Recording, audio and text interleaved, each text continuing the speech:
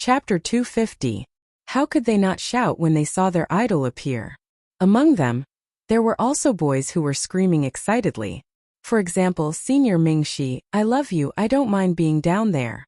Senior Mingxi, I want to have monkeys with you. Mingxi, I love you. There were many men on the continent who liked men. Although there were still fewer men than those who liked women, these guys lived in every corner of the world. No matter where they went, they would always meet some special guys. In addition, the continent did not prohibit men from falling in love. There were several open male couples in school, so it was not strange for a man to confess his love to Mingxi. Mingxi's smile was a little stiff. Beside him, Algros and the others were laughing a little gloatingly. The fourth year's challenge for the 10 seats will now begin. A fourth-year teacher stood on the stage and announced loudly. The fourth year's 10 seats stood in order on the stage. The expressions of the 10 people were different. The fourth-year students who were waiting for the challenge shouted loudly. There were only 2 challenges a year, and there were simply too many people who wanted to enter the top 10. Unfortunately, not everyone had the chance to challenge the top 10 seats. Before challenging the top 10 seats, the students who wanted to challenge would first have a competition. Only the last 5 people who won would have the chance to stay and challenge the top 10 seats. Because there were too many people who wanted to challenge, if they directly went up on stage to challenge, just the tag team battle would be unbearable. If they didn't set this rule, the people who wanted to challenge would have to queue up. It was also very unfair to the top 10 students. In order to have the chance to challenge the top 10 seats, the people who wanted to challenge the top 10 went up on stage one by one. This was a huge battle royale. Only the last 5 people had the right to challenge. The 5th year's challenge had already begun. There were many 5th years who wanted to challenge the top 10 students, so a battle royale was inevitable. Fengwu and Ajur stood next to the 5th grade's arena, watching the chaotic battle that was taking place. The battle was already in full swing, with swords and punches flying everywhere. Magic balls were flying all over the place, and if one wasn't paying attention, someone would be hit and sent flying out of the arena. The 10-seated students watched this scene calmly. They had already gotten used to such scenes after so many years. The girl holding the flowers is the junior who has been chasing after you recently? Diane looked at the eye-catching Fengwu girl below the stage. Her beautiful red lips parted slightly, and there was a trace of disdain in her eyes. Mingxi only looked at the arena and ignored Diane. Diane had done a lot of things in secret over the years so that Diane would be the only girl by his side. If it wasn't for the fact that she hadn't killed anyone, he wouldn't have ignored her. What a cute little girl, but it's a pity that her character isn't too good. I heard that she secretly allowed her friends to bully her roommates, and even had a son out of wedlock. I believe our noble prince wouldn't take a liking to such a girl with such a bad character, Diane said casually. Diane, what are you trying to do now? Keep your little tricks to yourself, don't go overboard. Mingxi's eyes turned cold. Towards Diane, Mingxi had already tolerated her for various reasons. If she really went overboard, he didn't know how much patience he would have to tolerate her. What? Could it be that you've really taken a liking to that little girl? Your Highness should stay away from that kind of woman. Our Silver Moon ancient kingdom will never accept a princess with such a bad character, Diane sneered. Diane, seeing that we grew up together, I've already tolerated you time and time again. Please don't go overboard. Mingxi's face was cold, and the smile on his face had long disappeared. Mingxi, I'm also reminding you to stay away from that little girl. Don't do anything that will make my sister sad, Diane said bluntly. Unreasonable. Mingxi flung his cloak, turned around and retreated to the side. He didn't want to continue this meaningless conversation. Diane didn't chase after Mingxi. No matter what, Mingxi was still a prince of the Silver Moon ancient kingdom. She knew where Mingxi's bottom line was. Unless it was absolutely necessary, she didn't want to fight with Mingxi. Fengwu stood below the stage watching the chaotic battle. She didn't know that 2 people were arguing over her in a corner. Goo. Fengwu rubbed her stomach. She was hungry. What's wrong? Ajur wasn't interested in the chaotic battle on the stage. Compared to watching others fight, he preferred to fight with his own hands. He noticed that Fengwu kept rubbing her stomach.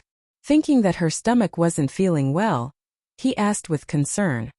My stomach is hungry, Fengwu said, feeling wronged.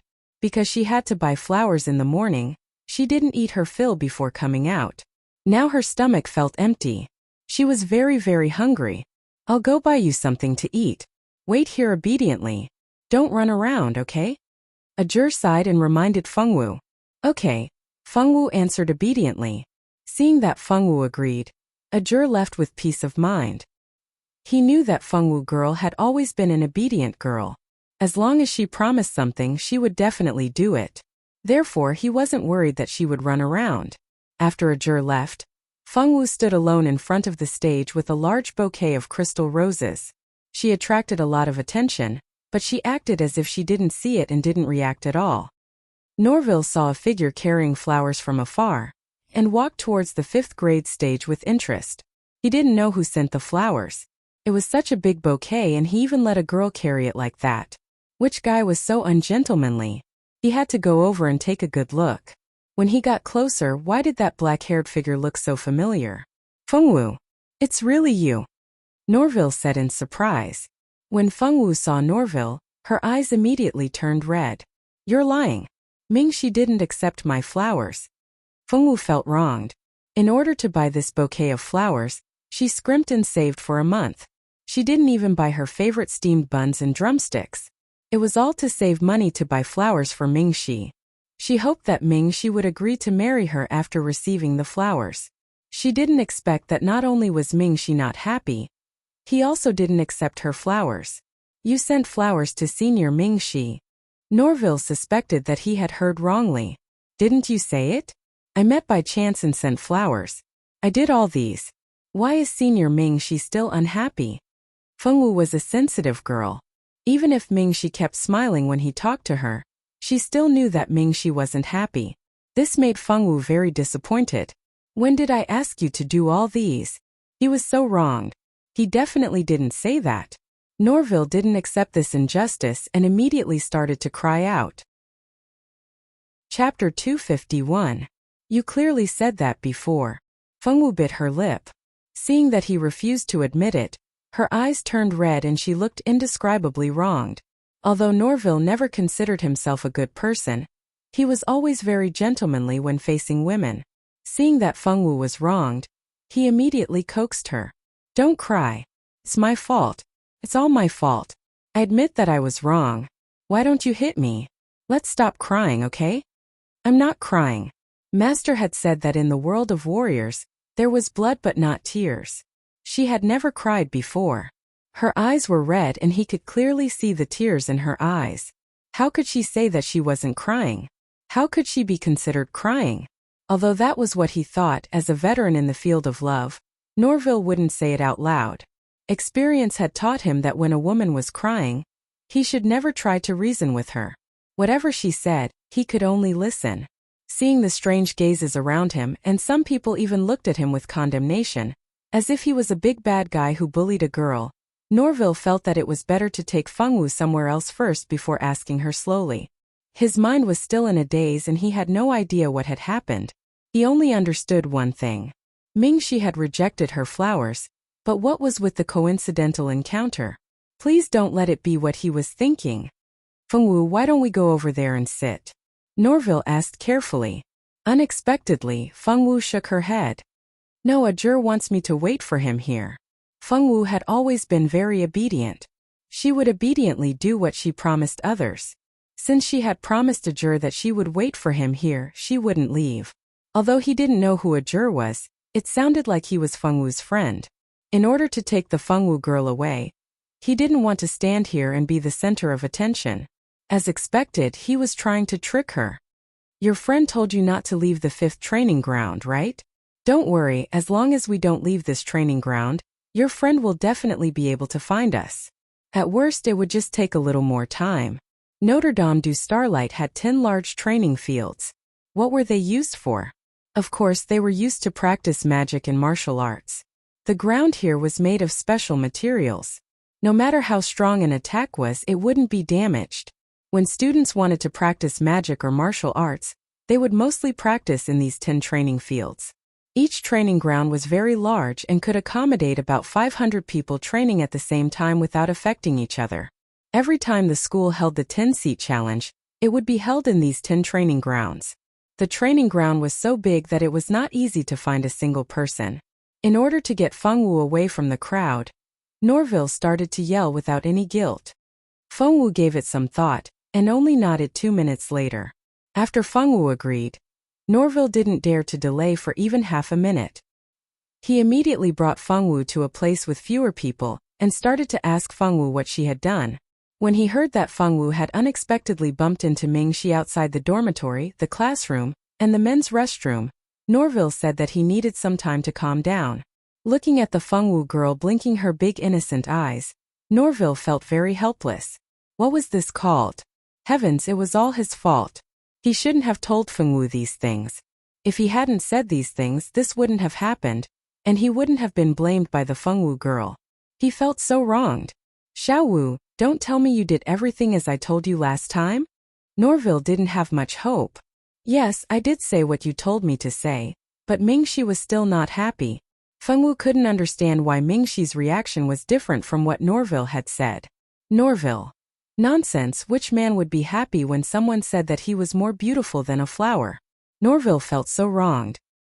He had only given 2 examples to let Fengwu know how good he was at wooing girls. How did it turn out like this? Those words can only be said to women. It would be strange if you said those words to men.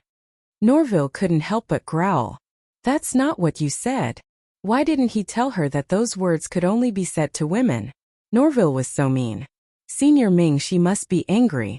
If he was angry, would he never marry her again?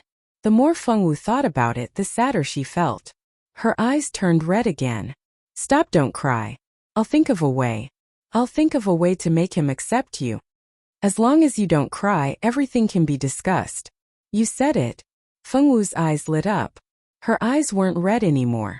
Instead, they were filled with anticipation. Could it be that Fengwu had learned how to fake cry? Norville couldn't help but wonder if this girl was pretending to cry, so that he would take responsibility. But he knew that it was impossible. If she was so smart, she would have thought of a way to chase after Mingxi. Why would she need him to do anything? Put the flowers down first. You're holding such a big bouquet. It's not heavy. As he spoke, he wanted to help Fengwu take the flowers down. Fengwu stepped to the side. No, it's 99 gold coins. It's very expensive. I can't put it down. It'll spoil. Fengwu said seriously. This bouquet was very expensive. It was worth 99 gold coins. You can't carry it. Anyway, Mingxi won't accept it. How about I take it? Norville said. Fengwu still shook her head. No. Norville was speechless. She was too stubborn. How about you sell it to me? 99 gold coins. I'll pay you. He said helplessly. Okay. This time Fengwu agreed. After talking for so long, she still couldn't bear to part with the money. He took out his money bag and gave the 99 gold coins to Fengwu. Fengwu didn't hesitate to stuff the flowers into Norville's arms. Xiaowu, what are you doing here? Mingxi saw Fengwu leave with a stranger on the stage.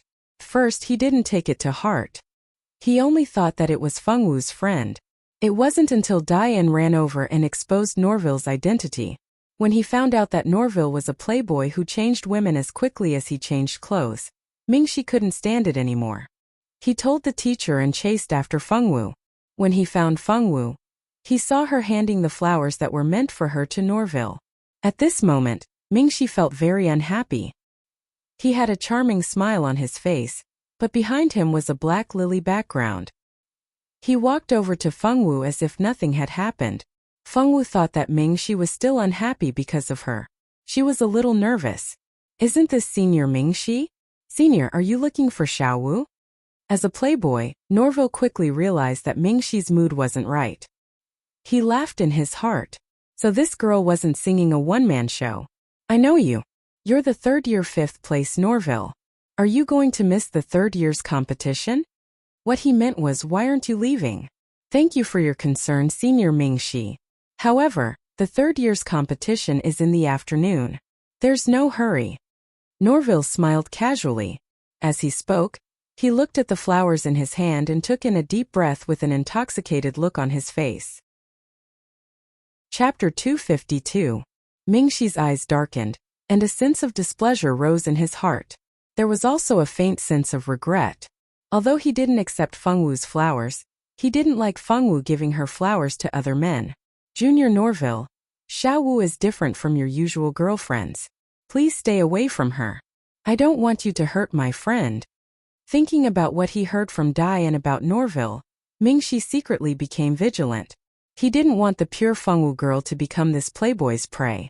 Senior Mingxi, I treat Xiao Wu as a friend. How could I hurt her? Norville hurriedly shook his head. A pure girl like Feng Wu was never his cup of tea. Girls who were too pure were often stubborn. He liked to have girlfriends, but he didn't like to be tied down by a woman. Therefore, he would never do anything to a pure girl. Do you think I'll believe the words of a playboy? Mingxi smiled slightly, but there was a hint of coldness in his smile. Senior Mingxi, you've gone too far. I admit that I have a lot of girlfriends, but I've always been open and aboveboard. If I really wanted to pursue Xiao Wu, I would naturally pursue her openly. I wouldn't hide anything. Norville felt the dense malice coming from Mingxi. Every one of his girlfriends had parted ways with them. He had never forced any woman. How could he not believe him? Norville is a friend. Unexpectedly, Feng Wu actually spoke up for Norville. Probably feeling the tense atmosphere between the two, Feng Wu looked seriously at Mingxi and expressed her opinion. In Feng Wu's heart, Norville wasn't a bad person. In fact, she felt that he was a good person because Norville had helped her to pursue Mingxi. If Mingxi knew the reason why Feng Wu judged Norville to be a good person, who knew what he would think?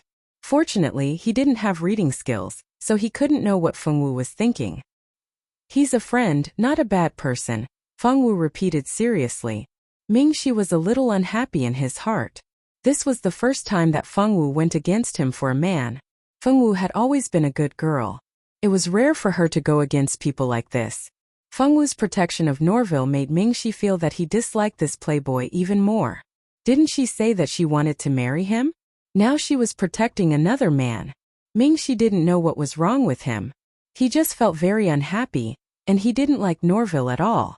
Well, even if he's not a bad guy, he's definitely not a good man. This guy's biggest hobby is to chase after women. I don't want him to hurt you, do you understand? Mingxi knew that it was better to be straightforward when talking to Feng Wu. She might not understand his hint, and it was very likely that she would misunderstand it. Hey, Senior Mingxi, aren't you exaggerating a little too much? Norville yelled, trying to defend himself. He was really wronged. When did he like to chase after women? It was always women who liked to chase after him. I know. Feng Wu stared blankly at Mingxi and nodded with a matter-of-fact face. She knew it when she first met Norville. You know, he always thought that Feng Wu didn't know anything, so he was worried that she would be deceived. Hearing Feng Wu's words, Mingxi was surprised. Feng Wu blinked in confusion as if asking him what's so strange about it. When we first met, he was already dating a girl. He himself said that he was good at chasing after girls. What she meant was that she always knew that Norville was a playboy. As a matter of fact, Feng Wu didn't know what a playboy was before. That was all thanks to the romance novels she had read during the holidays. She had read all the novels that her mother had strongly recommended. Many of the male protagonists in those novels were quite similar to Norville. They changed their girlfriends like they changed their clothes. When Feng Wu saw Norville, he gave her the impression that he was a playboy. You know, but you still want to be friends with him? Why can't I be friends with him? Norville taught me a lot. She wouldn't even know how to chase after Mingxi. Norville was very good. Thinking of this, Feng Wu blinked twice with her grape-like big eyes. He taught you things? What did he teach you? Mingxi looked at Norville and then looked at Feng Wu. He really couldn't think of what Norville could teach Feng Wu. He taught me how to chase after you. Norville accidentally spat out. Girl, is there anyone who betrays their teammate like this? There are some words that we should keep to ourselves. Please don't say it. Chase. Mingxi's voice dragged out, but his smile became brighter. Xiao Wu, tell me honestly, did he teach you how to give me flowers? Mingxi's gaze was very dangerous. Norville was so scared that his little heart almost stopped. He was only a small third-year fifth seat. His strength was so low, how could he be a match for the strongest fifth-year senior, Mingxi? Xiao Wu, why are you here? I've been looking for you. Come, this is breakfast you bought for me. Eat it quickly. It's still hot. Ajur bought breakfast and returned to where they were standing just now. However, he found that the girl who was supposed to be standing there was gone. This made Ajur very anxious. He knew Fengwu's personality very well. She would definitely do what she promised. Since she promised to wait there, she definitely wouldn't go anywhere else. But now there was no sign of the Fengwu girl. This made Ajur have all kinds of guesses in his mind. He was worried that something might have happened to Fengwu. Fortunately, he was still rational. After asking a few seniors, he finally found out where Fengwu was. Fortunately, the large bouquet of crystal roses that Fengwu was holding was too special. It was difficult for the seniors not to notice her. After asking a few people, he found out that Fengwu didn't leave the 5th training ground. He just didn't know where she was hiding. Ajur could only search all the inconspicuous corners. Finally, he found Fengwu in a small corner. However, Ajur didn't expect that not only did he find Fengwu, but he also found Mingxi. There was also a guy who was suspected of kidnapping Fengwu. Ajur was full of resentment towards the guy who kidnapped Fengwu. Fengwu used to listen to him the most. Now there was a strange guy who could make Fengwu forget about him and run away with this guy. Ajur felt very unhappy. It was as if the daughter he raised with great difficulty had run away with someone else. Fengwu grabbed the breakfast Ajur brought back for her and happily ate it. However, Ajur's gaze moved to Norville. When he saw the flowers in Norville's hand, he felt that it was very dazzling. Chapter 253. She didn't agree to give the flowers to him but gave them to this kind of guy. Could it be that his status in Xiaowu's heart had dropped? He couldn't even compare to that kind of guy. Ajur was so angry that he ground his teeth. Xiaowu, you're too much. I told you to give these flowers to me, but you didn't want to. Now you're giving them to someone else. Can we still be friends? Fengwu ate until her mouth was full. After swallowing the food, she said, I didn't give them to him. I sold them to him. So it wasn't a gift. Ajur and Mingxi were satisfied with this answer. Xiaowu, let's go and watch the competition. Senior Elena is about to go on stage. We have to cheer for her later. They quickly took Xiaowu away. They couldn't let that kind of guy lead the innocent Xiaowu astray. Norville, what kind of guy is he? Fengwu nodded when she heard that Elena was about to go on stage. She planned to cheer for her senior. Ajur didn't stand on ceremony. He pulled Fengwu's hand and pulled her away, leaving Mingxi and Norville looking at each other. Norville was holding a large bouquet of flowers when he suddenly felt a chill on his back. After putting the flowers into his flower ring, Norville squeezed out a smile and said to Qinxi, Senior Mingxi, I still have to prepare for the competition. I'll leave first. Bye. After he finished speaking, he wanted to run away. Unfortunately, Mingxi had no intention of letting him escape. Senior Norville, can you explain why you asked Fengwu to give me flowers? Mingxi smiled brightly. However, those who knew him well knew that when Mingxi smiled brightly, nothing good would happen. Senior Mingxi, that was a misunderstanding, really a misunderstanding. It was Fengwu's own misunderstanding. I was just telling her my own experience of chasing girls and letting her learn from it. I really didn't expect her to directly copy it. Was there anyone in this world who was more wrong than him? Was there? If he had known earlier, he wouldn't have come to watch the competition between the 4th and 5th grades. If he had stayed in the dormitory, he would have been able to avoid this disaster. Is that so? Come, junior brother, let's have a good chat. Mingxi cleanly dragged the person away. Then he walked to a corner and set up a soundproof barrier, isolating all the sounds within the barrier so that it wouldn't spread outside. After Fengwu and Ajur left, they indeed walked towards the 5th grade stage. At this time, Elena and the challenger were already standing on their respective stages, each standing in a different direction. Elena held a long sword in her hand and wore a fiery red swordmaster's robe. She looked valiant, and coupled with her hot body, she was indescribably eye-catching. Sante, come on, beat Elena, it's all up to you, brother. Sante will win, Sante will win. Senior Elena, come on, don't lose to that stinky man. Senior sister, come on, we support you. Elena, my goddess, beat that toad Sante to death. The crowd below the stage was very enthusiastic. As a famous beauty in the school, Elena naturally had a group of personal guards who liked and supported her. There were both men and women in the personal guards, and they were all people who supported Elena. There were people who liked her, but there were also people who hated her. For example, Sante was a famous pervert in the 5th grade. Countless girls had been taken advantage of by him. Sante had always wanted to take advantage of Elena, but unfortunately, she had avoided him the first few times. This time, Sante finally stayed until the end, and immediately challenged Elena. During this holiday, Sante had obtained some opportunities, and he believed that he would definitely be able to defeat Elena and avenge his humiliation. Elena only looked at Sante with disdain, but she was prepared. She never underestimated any opponent, even if the opponent's strength was not as good as hers. Elena, I'm not the same as before. If you obediently become my girlfriend, I'll forget about your previous rudeness to me, Sante said, thinking that he was being generous. To be honest, Sante's specialty was not bad. Although he was not as handsome as Mingxi and Ajur, he was still an average handsome man. Sante and Norville were somewhat similar in that they both liked women. However, Norville never forced a girl to be with him, while Sante did not have such a demeanor.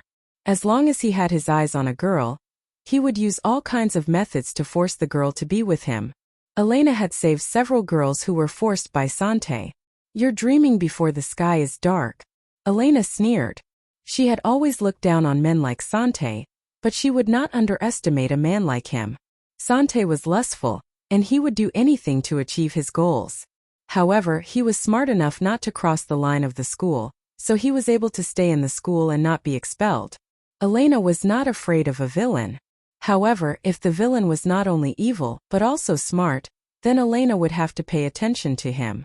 Okay, I won't argue with you. Anyway, when I defeat you, I'll take you down.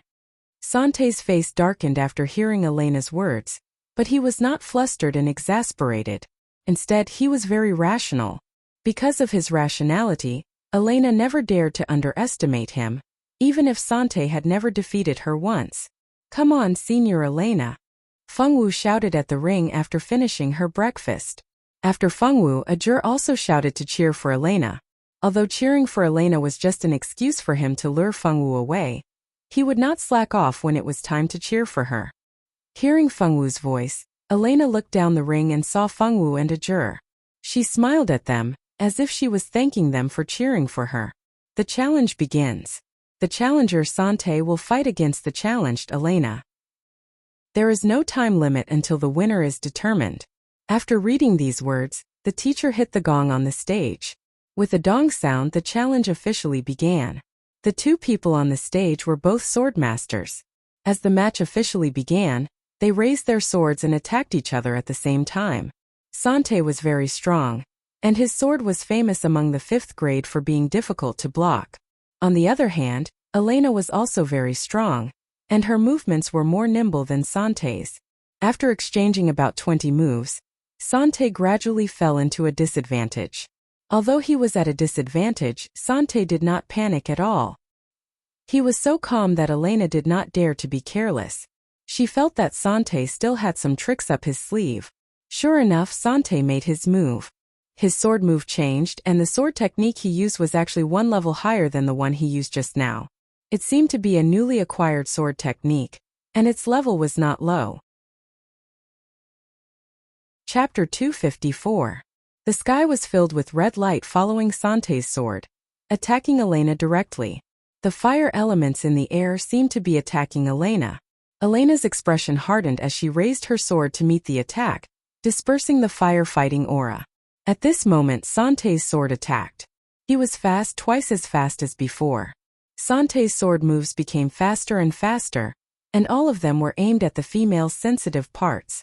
His moves were very wretched. Elena was so angry that her face turned red.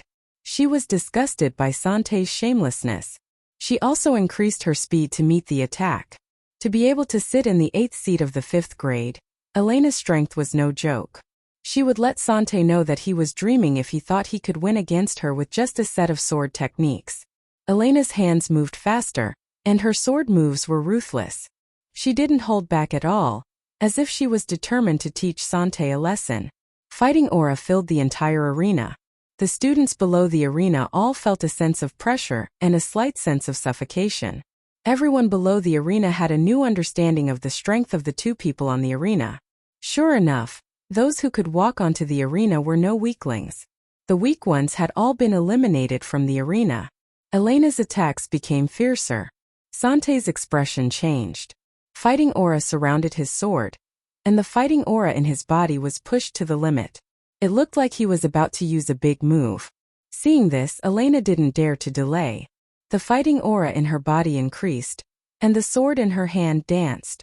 She was also planning to use a big move. Whether it was the students below the arena or the other 9 seats watching from not far away, they could all see that the winner was about to be decided.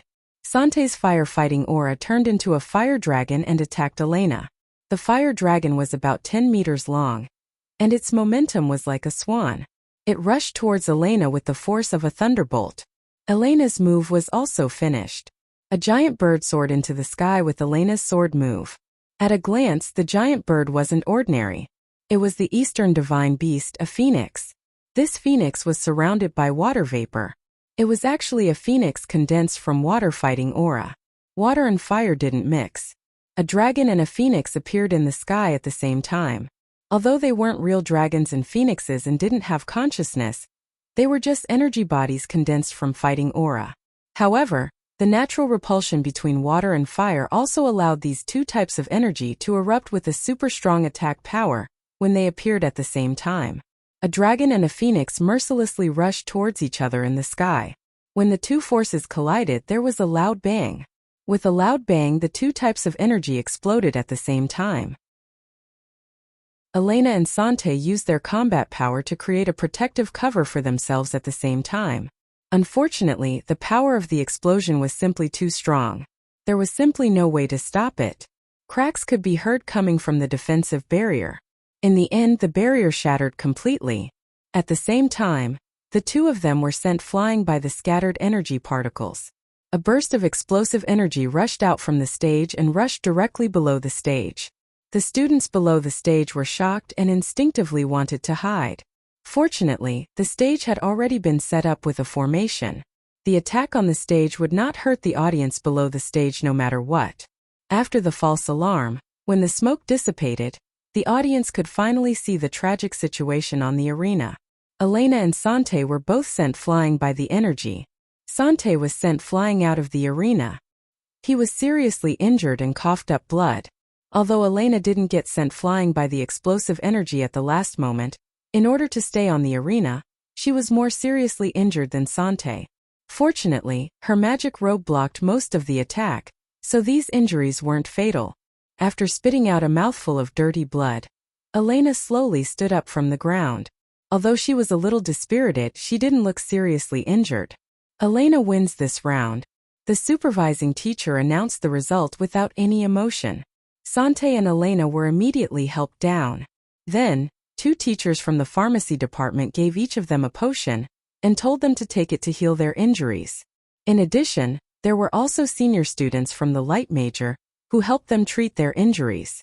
Their injuries weren't fatal to begin with, so after a round of treatment, they were more or less healed. The remaining injuries weren't serious, and they would naturally recover after 3 to 5 days of rest. After Elena's match, 2 more people challenged the 10th and 9th seats. Unsurprisingly, the other 2 also failed. One of them felt it was a pity. That boy probably didn't come from a high family. His weapons and equipment were very ordinary. If his equipment was better, he might really be able to make it to the 10th seat. Everyone who watched that match felt it was a pity for that boy. Irene stood silently not far away, watching the 5th grade's challenge for the 10th seat. Because Elena didn't die, many things were different. For example, this Sante. She remembered that in the book, Sante defeated the male swordsman in the 9th seat and successfully entered the top 10. The male sorcerer who was defeated in the 10th seat was slapped in the face this time. His popularity in the 5th grade fell and many people laughed at him. After the female lead met him, she encouraged him a lot. In the end, the female lead gained another loyal knight by her side. That's right, the male sorcerer in the 9th seat wasn't just anyone. He was Eve's brother, the male supporting character who died for the female lead. But now the plot had changed a little. Because of his obsession with Elena, Sante was willing to give up the 10th seat to defeat Elena. Eve's brother, on the other hand, was still standing in the 9th seat of the 5th grade.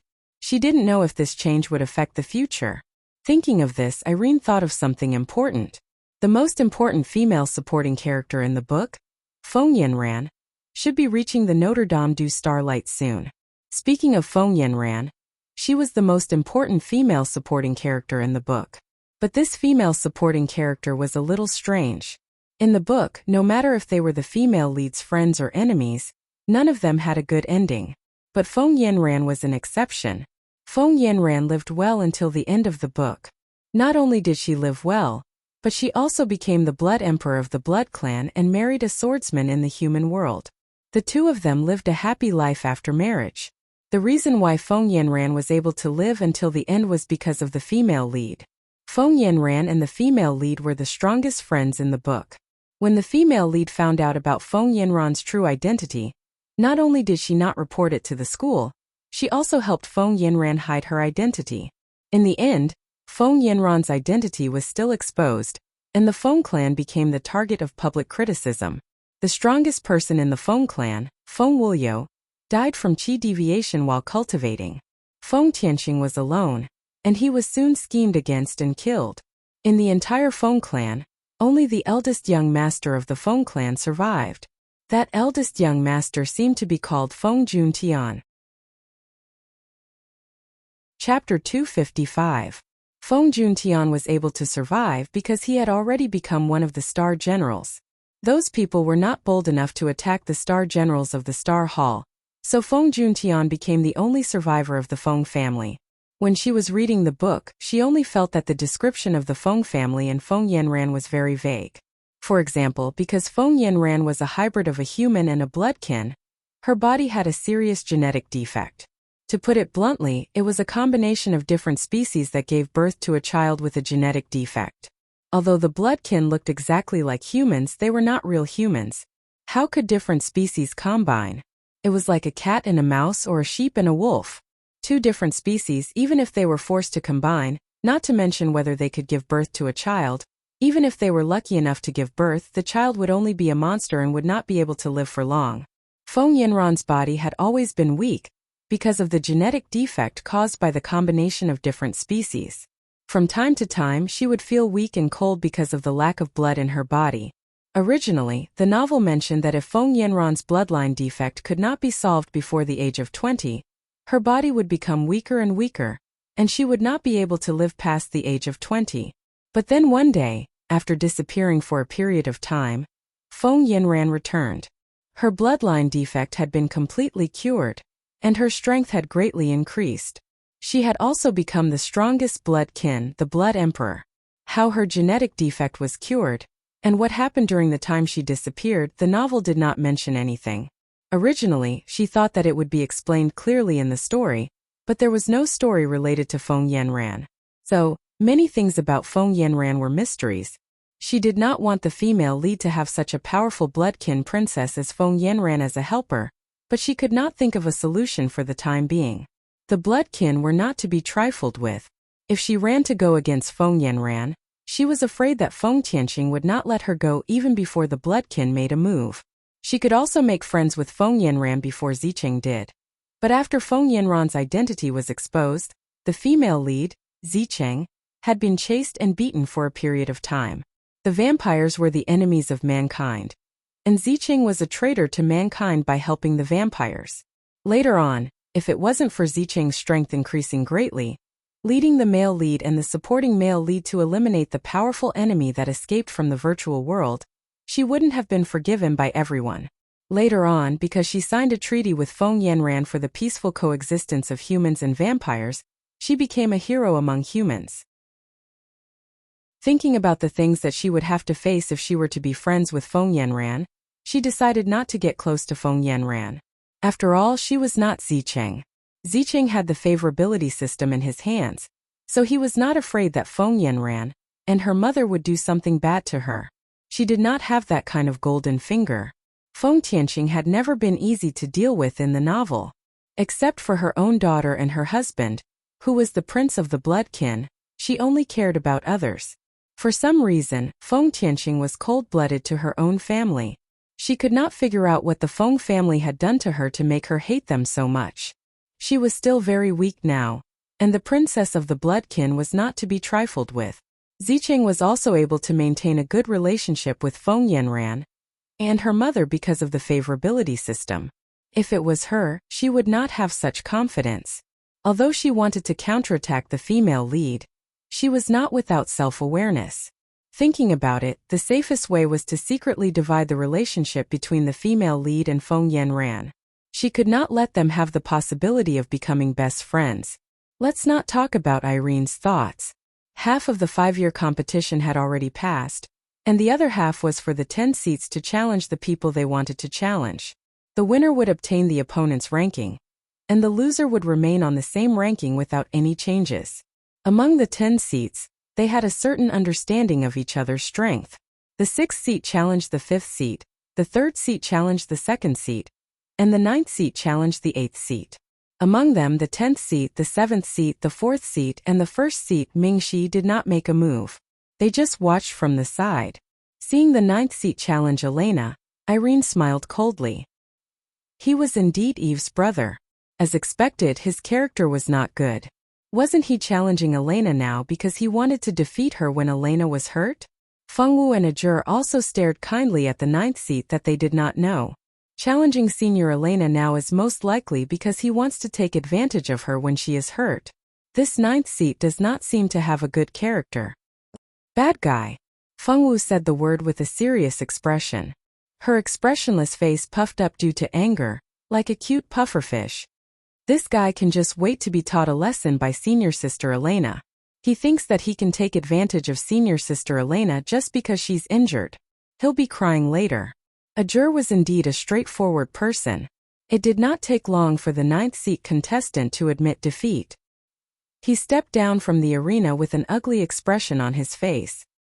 He wanted to take this opportunity to advance further, but he did not expect that he would be mercilessly defeated by Elena. The 9th seat's expression turned even uglier when he saw the 10th seat's disdainful smile. However, he knew he could not say anything at this time. The more he said, the more people would laugh at him. After the 3 groups of opponents were finished, the 2nd seat main turned to Mingxi and issued a challenge. The challenge was not allowed to be rejected, unless the person challenging you was ranked higher than you. Mingxi and Main's match was also without any suspense. Mingxi once again proved to everyone that he was not only good-looking, but also extremely powerful. After Main was defeated, the 4th seat challenged Mingxi again. The 4th seat knew that he was definitely not a match for Mingxi.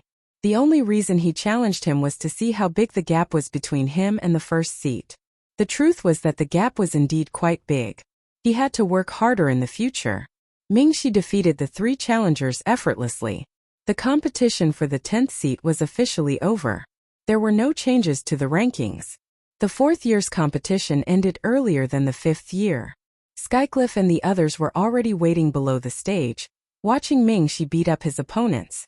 Did you guys hear? There's a beauty in the school. A beauty? How beautiful can she be? Can she be more beautiful than Zicheng and Irene from the sorcerer department? Listen to me, I heard that the girl is much more beautiful than the 2 of them. She is like a goddess who has descended to earth. You are exaggerating. There are many beauties in our school. There are a few beauties in the 1st year alone. Not to mention Zicheng and Irene from the sorcerer department, there are also many beauties in the swordmaster department, not to mention the seniors. The beauty you are talking about can't be more beautiful than all the beauties in the school. Chapter 256. Heavenly Wind Continent was filled with beauties, and Notre Dame du Starlight was even more so. They had seen even more beautiful beauties, and they were no longer stunned by her beauty. Anyway, I've never seen such a beautiful girl before. If you don't believe me, you can go and take a look. There are a lot of students at the school gate looking at the beautiful girl. The boy shrugged his shoulders with a determined face. The only thing missing from his face was the words, "If you don't believe me, go and take a look yourself." Is that true? Everyone, let's go and take a look. I don't believe that she's as beautiful as you say. That's right, that's right. Those from the Swordmaster department decided to take a look with their own eyes. There were more than one or two people who were curious about the beauty that the male student mentioned. In a short period of time, a large group of male students from the Swordmaster department had decided to take a look at the beauty together. Xiaowu, let's go and take a look. I'm quite curious as to what kind of beauty can make this group of animals so excited. Emogue stroked his chin as his gaze drifted towards the school gate. I'll go too. I also want to see how beautiful that beauty is. Silda walked over and hooked her arm around Fengwu's. Clearly, she was also very interested in that beauty. Me too, I want to go too. Bring me along. Many young boys and girls responded. Clearly, the appeal of a beauty was strong. Not only boys but even girls were attracted. Fengwu blinked. She didn't even have time to express her opinion before she was pulled away by the surrounding students. More than half of Fengwu's class came out to see the beauty. When they reached a place not far from the school gate, they saw a beautiful girl with an otherworldly temperament standing there. The girl wore an elegant white dress and stood quietly at the school gate. She gave off a feeling of being detached from the world. Her ethereal temperament, coupled with her flawless appearance, instantly made all the beauties in the school pale in comparison. The surrounding boys all howled. A beauty, a great beauty, a peerless beauty. Too beautiful. I realize that I'm in love. She must be my future wife. Get lost, a beauty of this level is not something you guys can dream about. Fuck you. You want to get a beauty's attention with that ugly face of yours? Take a piss and look at your reflection first. This beauty had yet to enter the school, and the boys were already fighting over her. The scene was very lively. When the girls saw this scene, it was impossible for them not to have any thoughts in their hearts. For example, when a girl who had a boyfriend found her boyfriend staring at another girl who was more beautiful than her in a daze, it would be strange if her expression was good. What are you looking at? Do you think she's better than me? If so, then break up with her and go after her. What are you looking at? Don't look. Why aren't you leaving? What's so good about that woman? Some of the boys were directly pulled away, and some were scolded like dogs. They felt very sour. Just as everyone was curious about the beauty's identity, a teacher brought her in. When the beauty saw that so many people were looking at her, she lowered her head slightly. Her face was slightly red as if she was shy. The tenderness and shyness when she lowered her head made the boys turn into artistic youths. They recited all the poems they could think of in their hearts. When the beauty was taken away by the teacher, the souls of many boys also left with the beauty. The direct result was that there were many more students who were in a daze and giggling in class today. At the door of every classroom, one could see students who were punished to stand, and they were all men. Seeing the beauty being taken away, Fengwu only took a few glances before looking away. The students next to her began to discuss the beauty's identity. However, Fengwu recognized the beauty at first glance. This beauty was none other than Feng Tianqing's daughter, Feng Yanran. A few days ago, her brother told her through the communication crystal that her aunt, Feng Tianqing, had been hired as a teacher at the Notre Dame du Starlight. If she had any problems that she could not solve, she could ask her aunt for help. Fengwu agreed at that time, although she did not think that she would need to look for Feng Tianqing. The Notre Dame du Starlight, which had been peaceful for many years, seemed to have an undercurrent because of the arrival of Feng Tianqing and her daughter. However, no one noticed this at the moment. Now, these innocent students were mostly talking about Feng Yanran's identity and her beauty. Feng Yanran's identity as the daughter of the Feng family was discovered not long after. Feng Yanran was not only beautiful, but also came from a super family, the Feng family. For a time, the most popular girl in the school suddenly became Feng Yanran. Zicheng and Irene, who were originally popular among the boys in the first grade, were reduced to the background. Of course, it was not only the two of them who were reduced to the background. Even many of the beauties who had been famous in the school for a long time were compared to Feng Yanran. Although Feng Yanran was very popular among the boys, her popularity among the girls had fallen to the bottom. Who told her to attract the attention of all the boys as soon as she appeared? It would be strange if she was liked by the girls. Feng Yanran had already missed this year's enrollment, but who told her to be the daughter of a school teacher? The teacher's child naturally had preferential treatment. She did not need to go through the enrollment and could directly enter the school. Of course, if she did not perform well after entering the school, she might still be rejected. Feng Yanran was a smart girl, and Feng Tianqing had always paid attention to her education, so the possibility of Feng Yanran being expelled was almost zero.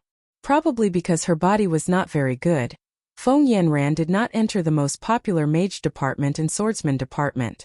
Instead, she entered the pharmacist department. There were not many students in the pharmacist department. Because the pharmacist department burned too much money, and the requirements for talent were very high, there were very few students who could be accepted.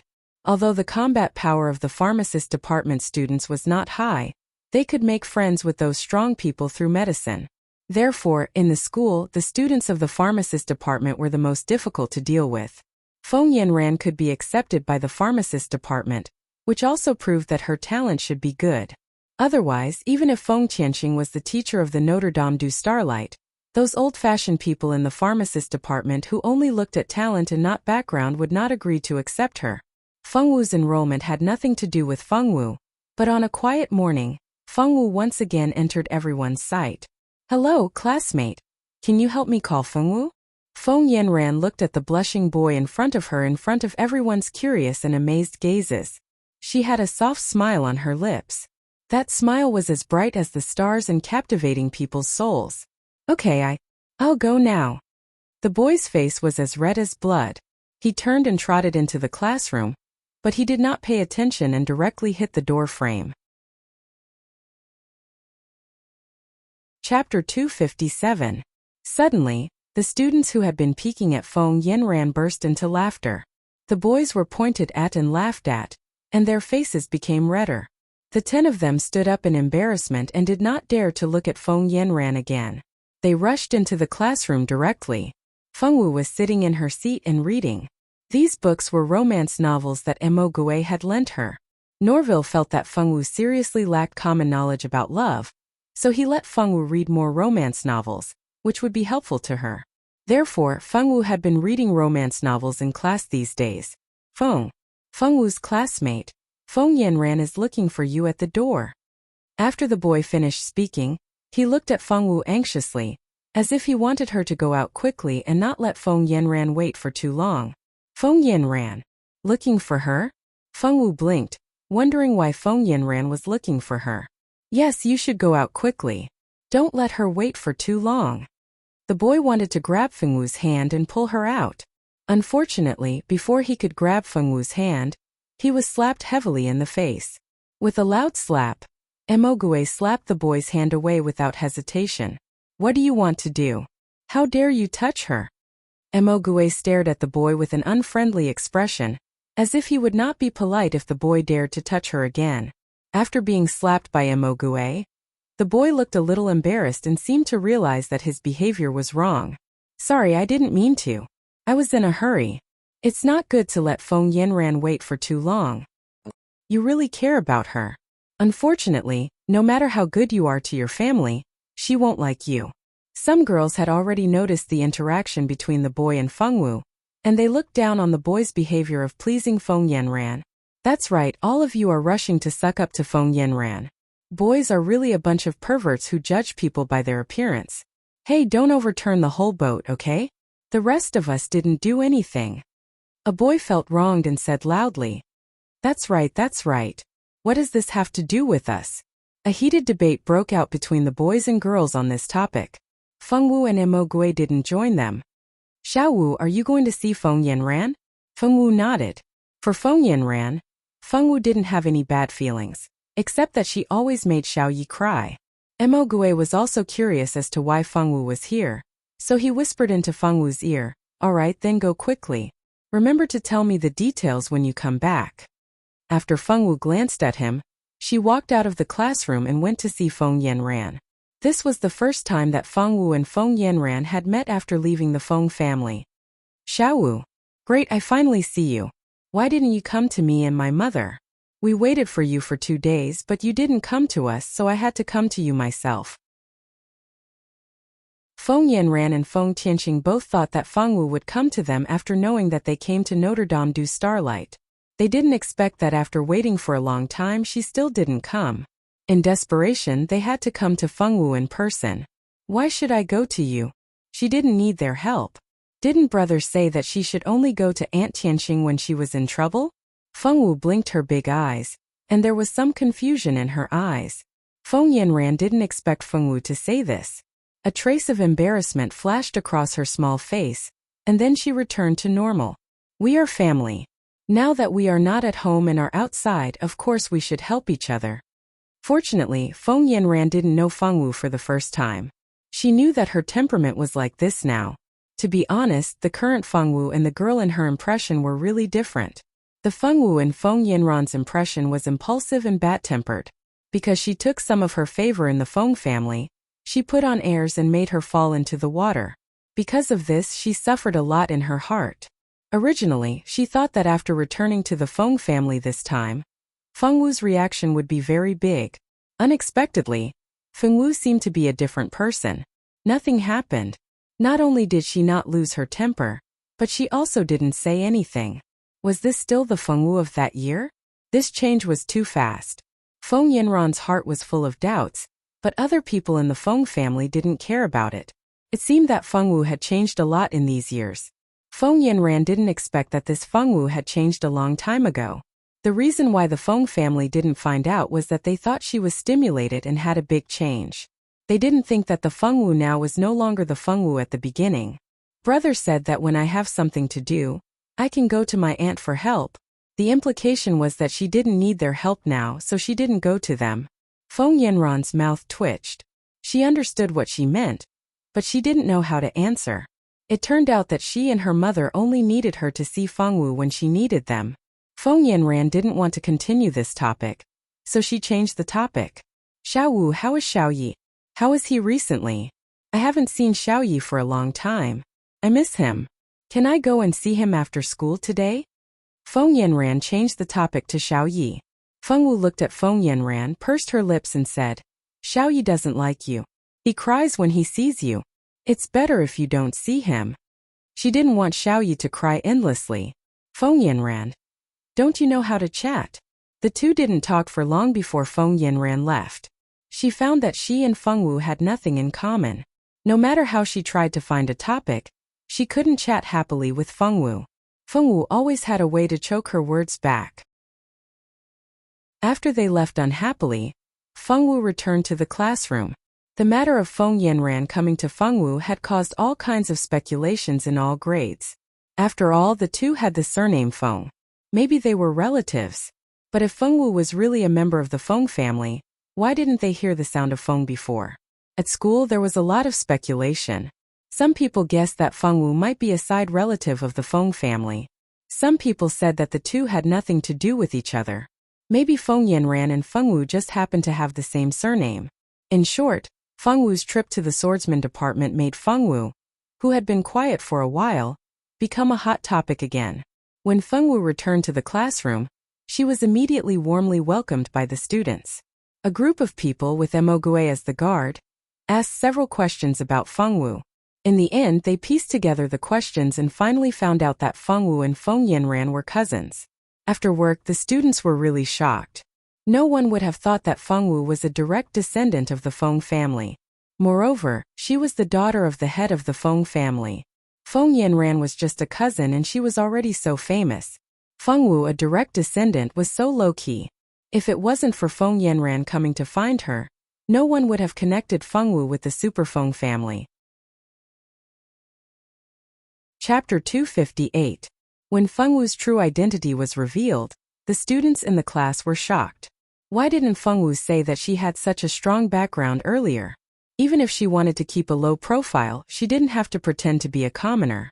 Although the Notre Dame du Starlight valued talent more, family background was also very important. Generally, people with good family background and outstanding talent were not willing to associate with commoners, unless the commoner was really talented and had a limitless future. Only then would the young ladies and young masters of noble families condescend to associate with them. If Fengwu hadn't revealed it herself, no one would have thought that there was a young lady of a super family hidden in their class. If Fengwu hadn't admitted it herself, no one would have thought of this. There were many reasons why no one suspected that Fengwu was a noble girl. First, Fengwu's character was not as arrogant as those nobles, who had the same expressionless face to everyone. Second, Fengwu had never shown contempt for commoners, nor did she look favorably on nobles. It was not that there were no commoners in the class, and there were quite a lot of commoners, at least 1/3 of the class. Every year, most of the students who entered the school were nobles. It was not because the Notre Dame du Starlight had any special preferential treatment for nobles, but in fact, it was easier for nobles to give birth to children with good talent. After all, nobles could eat meat with magic energy during pregnancy, and they could also get some energetic spiritual fruits to eat. These energies were very helpful to the fetus, so naturally the fetus would have better talent. However, commoners did not have such conditions, so they could only rely on luck and character. For commoners, nobles had a natural sense of superiority. Who would have thought that a noble girl of a superfamily would hide in a group of commoners? In the eyes of nobles, this was simply an incredible thing. If it was someone else, pretending to be a small noble was the limit. Who could lower themselves to pretend to be a commoner? Because no noble had ever done this before, so they didn't doubt Fengwu's background. Therefore, when Fengwu's background was revealed, they were so shocked that their jaws almost dropped. The identity of Fengwu and her relationship with Feng Yanran spread in the school at the fastest speed. Hearing this gossip, many students were skeptical. The one who doubted the authenticity of this matter the most was Rika. Rika couldn't believe that the commoner she always looked down on was actually the daughter of the Feng family. Moreover, according to the rumors, Fengwu was a legitimate daughter. Upon hearing this news, Rika felt as if the whole world had turned into a fantasy. Of course, Rika wasn't the only one who was in disbelief. Anika was so shocked that she almost spat out the fresh milk that she had just drunk. What did you say? Fengwu was the legitimate daughter of the Feng family. Which Feng family? Putting down the teacup, Anika didn't even bother to wipe her mouth as she anxiously asked Silda, who was sitting beside her. After Silda learned of Fengwu's identity, of course, he couldn't remain silent. Before Fengwu's background was announced, Rika would frequently cause trouble for Fengwu. Also, there were scandals about Fengwu in the school. Don't think that he didn't know that Rika was behind these things. The scandals about Fengwu always came from the mage department, and they were all from the first-year mage department. Aside from Rika, Silda couldn't think of anyone who would hate Fengwu so much that they would spread scandals behind her back. In order to avenge Fengwu, Silda specially waited here after school to see what kind of expression Rika would have after learning the truth. Rika really didn't disappoint him. That look of disbelief, as if she had seen a ghost, was simply too funny. What other Feng family? Of course, it's the one from the ancient eastern country. Otherwise, do you know any other Feng family? Silda said in a good mood. Rika sat opposite the two. Her expression changed again and again. She simply couldn't believe her ears. How is that possible? If Fengwu really had such an identity, she would have said it long ago. Why would she deliberately hide it? Rika judged others by herself. If she was the legitimate daughter of the Feng family, why would she hide it? She would have said it long ago and waited for people to curry favor with her. She wouldn't lower herself and pretend to be a commoner. Thinking this way, she felt a lot more at ease. Compared to Fengwu suddenly becoming a noble family's daughter, she hoped that Fengwu's identity would never change. After all, it wasn't a secret that she and Fengwu had a bad relationship in the dormitory. Moreover, the reason for their bad relationship was because of Fengwu's commoner identity. If Fengwu wasn't a commoner, then she would have offended a noble family's daughter for no reason. She couldn't afford to make such a mistake. Hearing this, Silda looked deeply at Rika and said, "Do you think everyone is like you? You talk about your noble identity every day. Xiaowu is a real noble family's daughter. How can she be like you?" "What do you mean?" Rika slammed the table and stood up. Her small face was full of anger. In the past, among the four of them, her and Silda's family backgrounds were undoubtedly the best. Anika's family background was slightly worse than theirs. In her eyes, Fengwu was just a commoner who wasn't worthy of her attention at all. If it wasn't for her relationship with Fengwu being insulted by a juror, she wouldn't even want to talk to Fengwu. But now, Silda told her that the person she had always looked down on was actually of noble birth. And the family background that she was proud of was actually nothing in the eyes of others. How could she accept such a big difference? It was probably because she couldn't accept it. Even though she knew that Silda wouldn't joke about this kind of thing, she still found all kinds of reasons to convince herself. She refused to believe that she had always been wrong. She had always looked down on Fengwu and became a clown. It was probably because she knew it in her heart that she was so angry at Silda's provocation. I mean it literally. Didn't you always look down on Xiaowu? Great, now Xiaowu's status is much higher than yours. Let's see how you're going to put on airs in front of her now. Silda had always looked down on people like Rika. In the circle of nobles, small nobles like them were really nothing. Rika, on the other hand, always talked about her status and wanted to gain a sense of superiority from the commoners. Towards people like her, Zilda absolutely despised them. That's enough. Can the two of you stop arguing? Anika couldn't take it anymore and roared. In fact, her voice wasn't loud. It was just that she rarely spoke so loudly.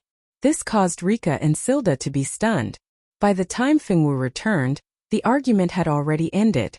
Silda no longer mocked and ridiculed Rika, and Rika no longer tried to curry favor with Fengwu because of her change in status. She just subconsciously began to avoid Fengwu. Chapter 259. Fengwu never paid attention to these things. In her heart, Rika was not her friend.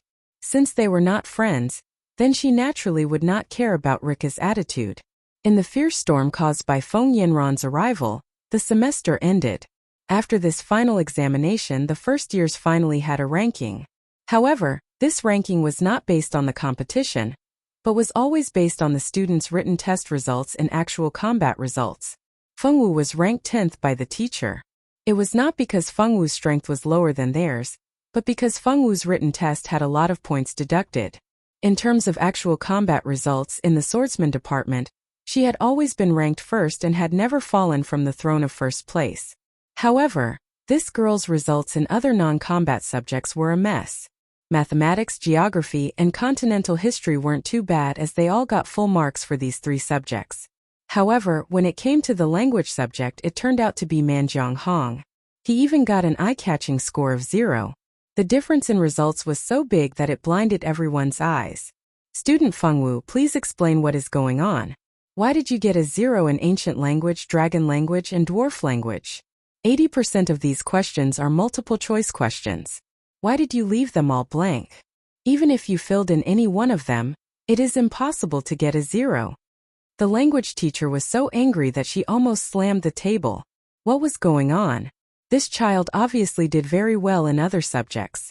Why did it become like this when it was her turn? What would the other teachers think of her? Would they think that she was not diligent enough, which caused such an excellent student like Fengwu to be seriously biased? Thinking of this, the teacher suddenly felt a toothache. Fengwu was pulled into the office to be educated. She kept her head down. When she heard the teacher ask her, she raised her small head. She blinked her black eyes, which were full of confusion. It was the teacher who said that if we don't understand, we should leave the questions blank. Don't think about guessing. This is not good for our studies.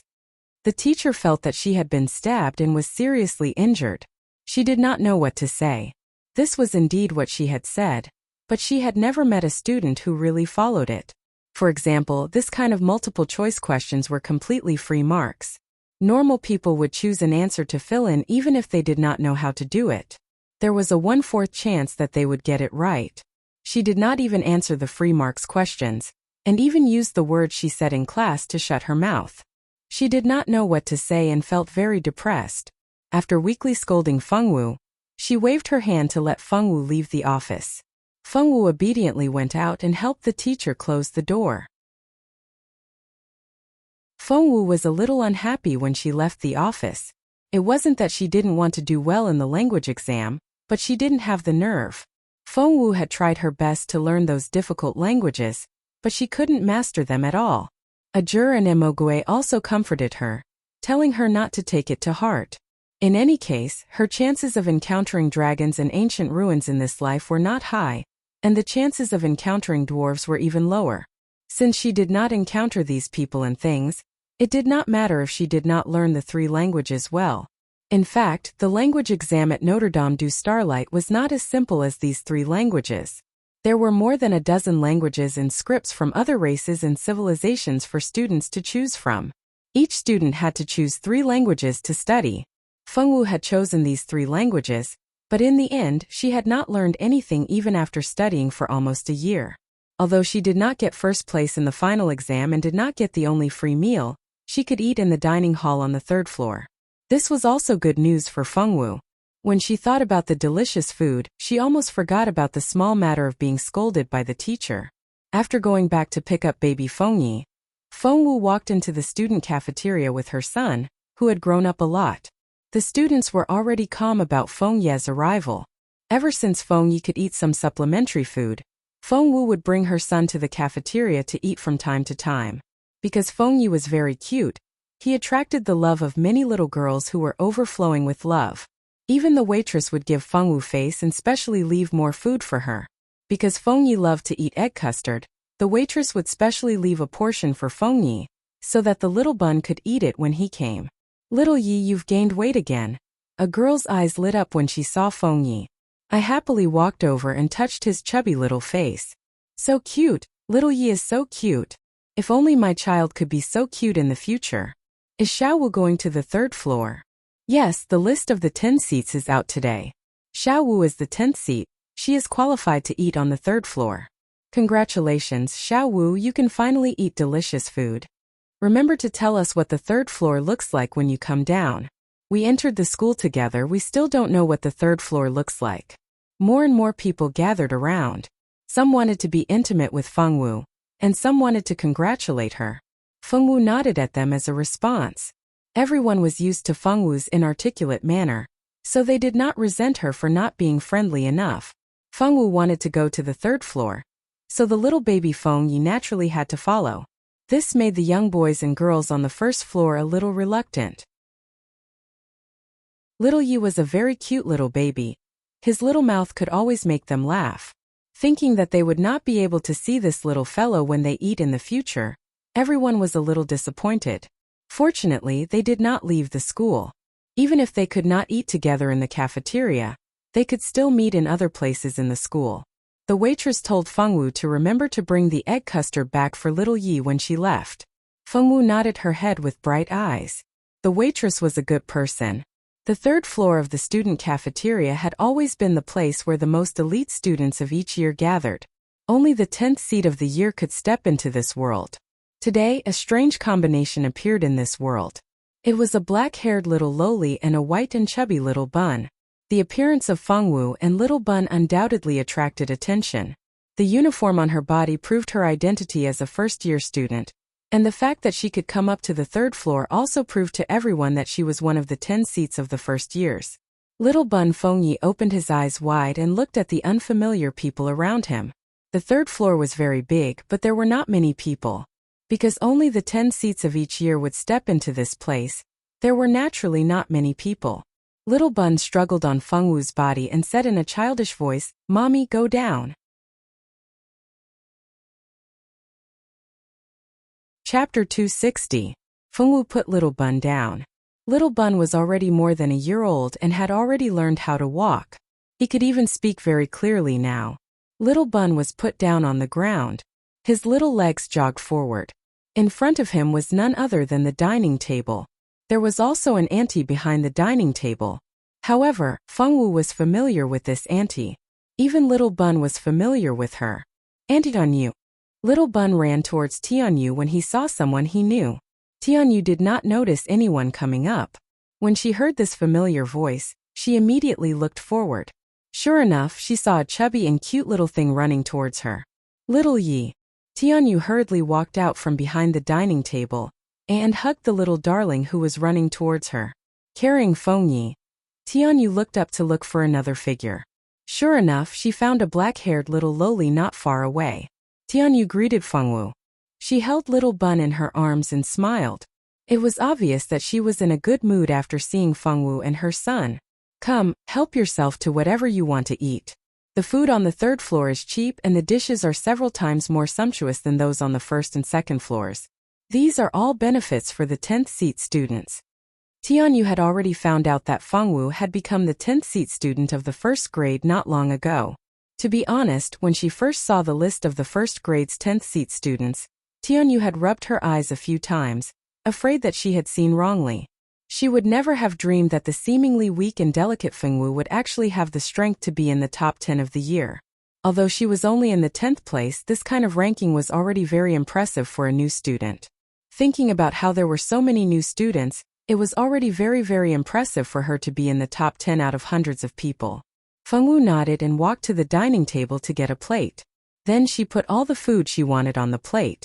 Only when the plate was full did she stop. Diane and her younger sister, Diane, sat together and watched the interaction between Fengwu and Tianyu with cold eyes. Diane was very interested in the little bun, Fengyi. Her pair of beautiful and innocent big eyes kept staring at Fengyi. She really wanted to hug this cute little thing. On the other hand, Diane's attention was focused on Fengwu. Diane was very wary of this girl who was obviously favored by Mingxi. She looked at her younger sister dotingly. Mingxi could only be counted as Diane.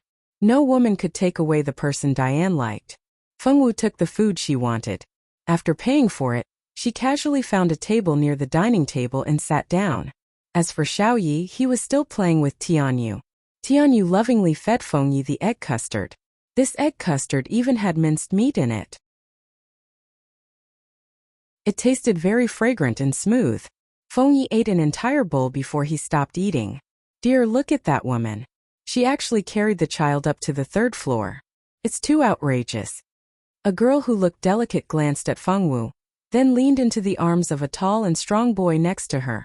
She fed the boy grapes with one hand and drew circles on his chest with the other. Who cares about her?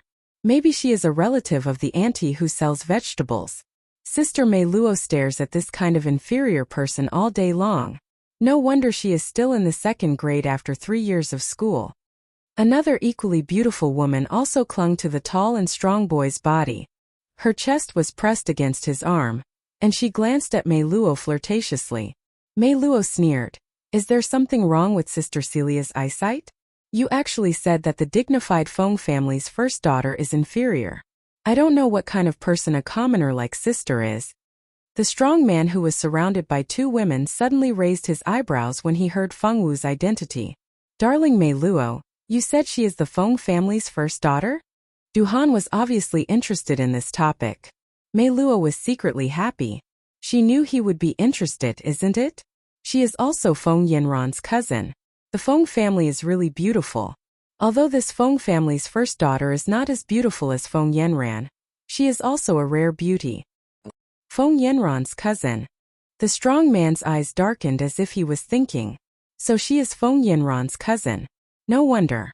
I heard that she has already given birth to a child at a young age. When I heard it before, I thought someone was slandering her. I didn't expect it to be true. She has no self-respect at such a young age. She is really like her cousin. Slap. Celia covered her cheek. She couldn't believe that this man actually hit her. Bitch, a bitch like you dares to speak ill of Yanran. The man was still angry after he slapped her. He directly kicked the woman who hadn't reacted yet to the ground. Celia was kicked. Blood flowed out of the corner of her mouth. Her eyes were filled with fear. This man was the 3rd seed of the 3rd year Myoto. Myoto not only had an outstanding family background, but he was also very strong. There were only 2 people in the 3rd year who were stronger than him. Because of Myoto's power and family background, he was always surrounded by women who threw themselves at him. In the restaurant on the 3rd floor, Myoto would often bring different women up for a meal. It was a way for him to show off his status and power. Of course, Myoto was not the only one who did this. Other than a few people, most of the men who could come up to the 3rd floor had the habit of bringing their female companions to eat with them. The things that men compared with each other were either strength or women. Being able to come up to the 3rd floor to eat had already proved their strength and status. As for women, as long as they had strength and status, would they lack women? Myoto had many women, but he never cherished them. To him, those women were like kittens and puppies. When he was happy, he would play with them. When he was unhappy, he could do whatever he wanted with them. Mei Luo looked at this scene coldly. What a ridiculous Celia. She thought that she could say anything just because she was loved by Myoto. She really didn't know this man at all. What happened at Myoto's table did not attract much attention. They did not care about the life or death of a female companion. When that woman slapped Myoto, she should have known that something like this would happen sooner or later.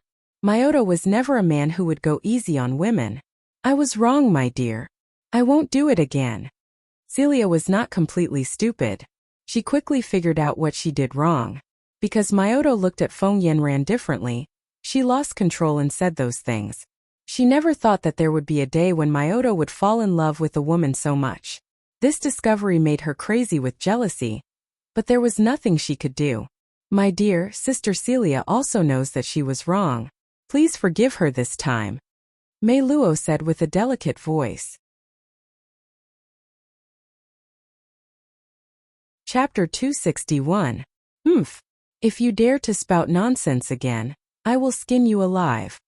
Myoto glared at Celia coldly and turned to look at Mello. Go and invite Miss Fengwu over for a meal. Yes, I will go now. Mello did not show any dissatisfaction and answered obediently. Myoto nodded in satisfaction. He liked women who were obedient, and Mello was much better than Celia in this aspect. Celia cursed under her breath and got up. She tidied herself up and sat back in her seat, not daring to say anything. Myoto was very confident that Fengwu would come over as soon as she heard his name. Although the first year's 10th seat was also a 10th seat, she was no match for him, the 3rd seat of the 3rd year. As long as Fengwu knew what was good for her, he was confident that she would not reject him. However, the result was always unexpected. What did you say? She's not coming over. Myoto was furious. Ever since he entered the Notre Dame du Starlight, it was the first time that someone dared to disrespect him like this. Mello looked troubled. She did not believe that someone would reject Myoto like this. Yes, she said that she would not come over. I tried to persuade her but she did not listen. Mello complained. Damn it. Myoto slammed the table angrily. She really thinks that she is something just because she is the first daughter of the Feng family. She should look at herself in the mirror. If it was not for Yanran, who would want to talk to her? Myoto wanted to teach her a lesson, but when he thought about where he was, he had to give up the idea. I wanted to use you to get close to Feng Yanran. Bitch, how dare you be so ungrateful? After being rejected by Fengwu, Myoto glared at Fengwu and snorted coldly. He then left with his 2 women without looking back. Fengwu, on the other hand, had no idea that she had offended another big shot. She was still busy competing with the food on her plate. The food on the 2nd floor was indeed much better than the food on the 1st floor. Although the price was a little more expensive than the food on the 1st floor, the taste was still better on the 3rd floor. After dinner, Fengwu took Xiao Yi and Tianyu back to the dormitory, completely ignoring Diane's malicious gaze. At the end of every semester there would be a travel mission for me. The location of the travel would be selected by the team leader. Whichever location was selected, I had to complete the mission. Fengwu and the others were freshmen, so they didn't participate in the traveling mission at the end of last year because of their strength. However, they had to participate in the traveling mission at the end of the semester. Moreover, they had to look for their seniors to help lead the team. This was the time to test their popularity. Even if one wasn't popular, it was still possible to have money. Not every senior student was rich, and some students would agree to bring the freshmen out to travel in order to earn money. If they had neither money nor popularity, then they could only wait for their teacher to make arrangements. However, the people arranged by the teacher wouldn't be outstanding people. Although they would be seniors, their strength would definitely be average. They wouldn't be as reassuring as the people they found. Fengwu Ajur and Emogue formed a team. Then, Ajur went to Mingxi and expressed his intention to let Mingxi lead the 3 of them on a trip. Mingxi didn't refuse and agreed with a smile. However, the number of people in the team had to be at least 6. If the team didn't have 6 people, the school would arrange for other people to join the team. Fengwu's team only had 3 people. Not counting Mingxi as the team leader, the school had to arrange for at least 3 more people to join the team. Fengwu had Little White by her side, Ajur on her left, and Emogue on her right. The 3 of them waited at the school gate for the others to arrive. When Mingxi arrived, he saw the 3 of them standing together. Fengwu was rubbing her eyes sleepily, looking as if she hadn't woken up yet. Fengyi, who was in little White's arms, was drinking milk from a bottle. As for the other two, one was stretching and the other was looking around. Seeing the three of them, Mingxi couldn't help but think of what had happened a few days ago. Mingxi, are you sure you want to take Fengwu and the others on a traveling mission? Elgro asked. Mingxi nodded, a faint smile still on his face. Mingxi, tell me the truth. Are you finally moved by our little sister Fengwu? Otherwise, why would you agree to be their team leader and take them on a traveling mission? Elena said with interest. That's right. It's not easy to be a team leader, especially when you're taking the juniors out with you. You have to ensure their safety. If anything happens to them outside, the team leader has to take full responsibility. Ruglas also chimed in. What are you guys talking about? Mingxi couldn't help but laugh. His friends were really good at gossip. Mingxi, you're leaving us to go on a date with little sister Fengwu. Aren't you worried about our safety? You're actually leaving us behind to fly alone. You're simply valuing women over friends. Arguros gave Mingxi a flirtatious look. Mingxi rubbed his forehead helplessly. These guys were really, the place you're going to this time is very unusual. Be careful. Skycliff suddenly said. What's going on? Didn't we hear that we're going to Three-Leaf Island? Although there are undercurrents all around Three-Leaf Island, and water-type monsters often appear around the island, it's not a particularly dangerous place. It was impossible for the freshmen's training grounds to be too dangerous. After all, the freshmen's strength was there for all to see. If they went to a dangerous place, even if there were seniors protecting them, it would be impossible to protect everyone's safety. For the freshmen's safety, the school couldn't arrange a place that was too far away from the freshmen's strength. What danger could there be in a place that was chosen according to the freshmen's strength? I heard that the sea hasn't been peaceful recently. Many adventurers who went out to sea haven't returned. Even the Star Hall sent out several groups of people to investigate, but they haven't found any news yet. Were you worried that Mingxi and the others would be unlucky and encounter danger? Elena thought about it and understood Skycliff's worries. That's not all. Three-Leaf Island gives me a very ominous feeling. Mingxi, you have to be more careful. Skycliff frowned. He trusted his own instincts. He felt that Mingxi's trip wouldn't be peaceful, and it was very likely that there would be great danger. Mingxi's eyes revealed a hint of deep thought, then he smiled faintly. Don't worry. I'll take care of myself. These days, as the day of departure approached, he felt more and more uneasy. He trusted his instincts. It seemed that something big was going to happen during this trip.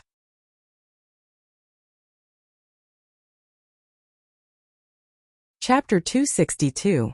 Not long after Mingxi arrived, 2 boys and 2 girls arrived. One of the boys was a second-year magician, while the other was a second-year swordsman. One of the girls was a second-year music major, while the other was a first-year pharmacist.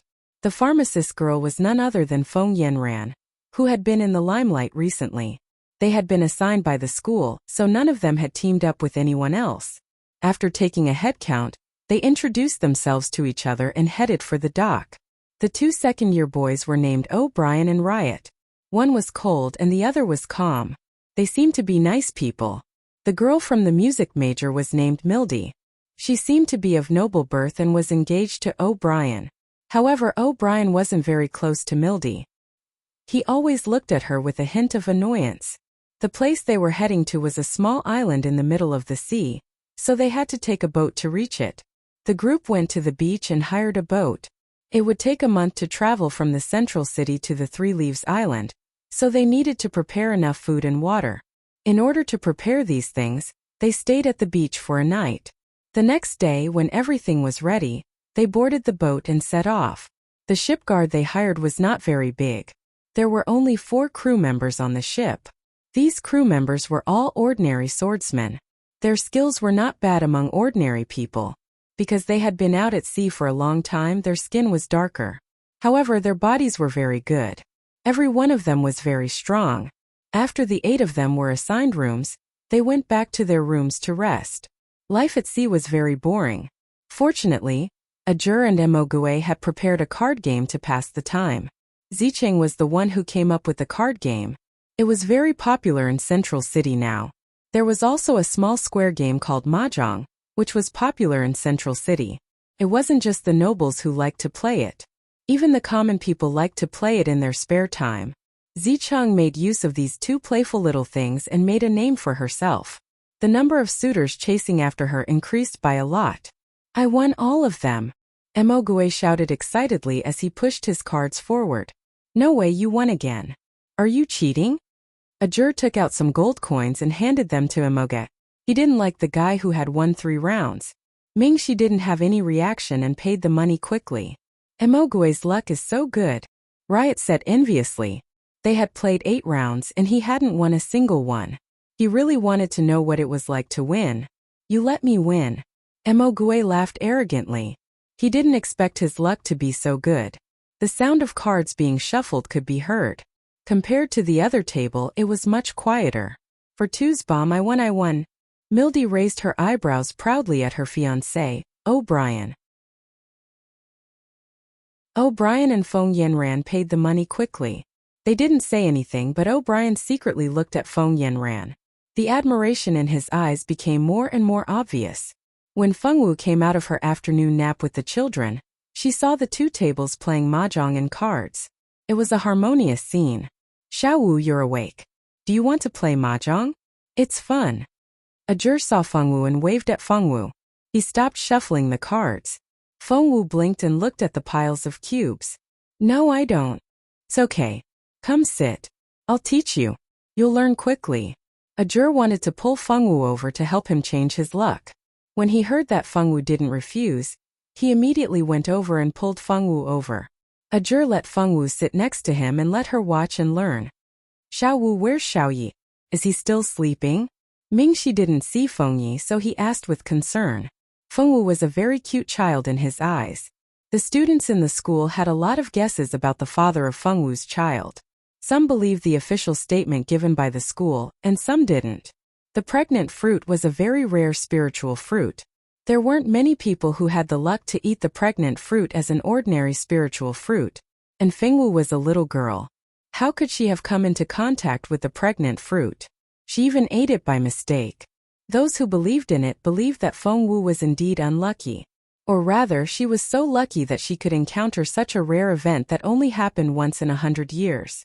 Those who didn't believe it could always find many reasons to make up stories about others. Even Feng Ye's background could be made up of dozens of versions, almost enough to write a book.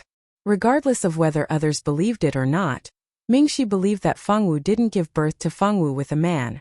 The most obvious proof was that Fengwu didn't have any man's aura. As long as she wasn't a virgin, she would have a man's aura. Others might not be able to sense it, but a descendant of God like Mingxi could. Fengwu's body was very clean and didn't have any man's aura. This proved that she hadn't been intimate with a man before.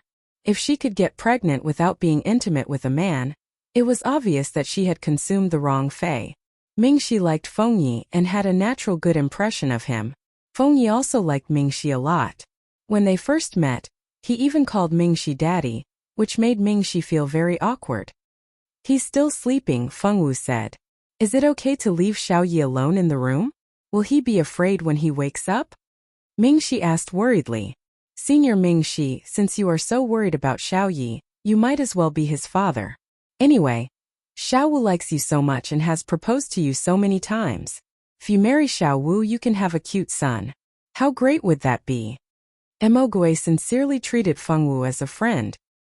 He would help Fengwu chase after Mingxi whenever he had the chance. Mingxi was probably used to being teased. The smile on his face didn't change, and he didn't have any intention of replying. On the other hand, Fengwu's big eyes stared at Mingxi as though she was looking forward to his answer. Mingxi didn't answer, so she kept staring. She stared until Mingxi couldn't pretend that he didn't see it. Marriage isn't something you can just say. At the very least, you have to love each other. These words were directed at Fengwu. He couldn't feel any love from Fengwu. It could be said that Fengwu didn't love him, or her feelings for him hadn't reached the level of love. He hoped that Fengwu could understand what love was. A marriage without love was destined to be unhappy. Love? Fengwu tilted her head, a puzzled look in her eyes. Why did love have to be involved in marriage? Master didn't say that. A lot of liking is love. When Xiao Wu really likes someone, only then can she say that she wants to marry that person.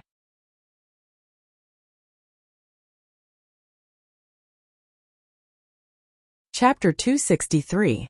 I like you a lot, Feng Wu said affirmatively. She liked Mingxi. She had always liked him.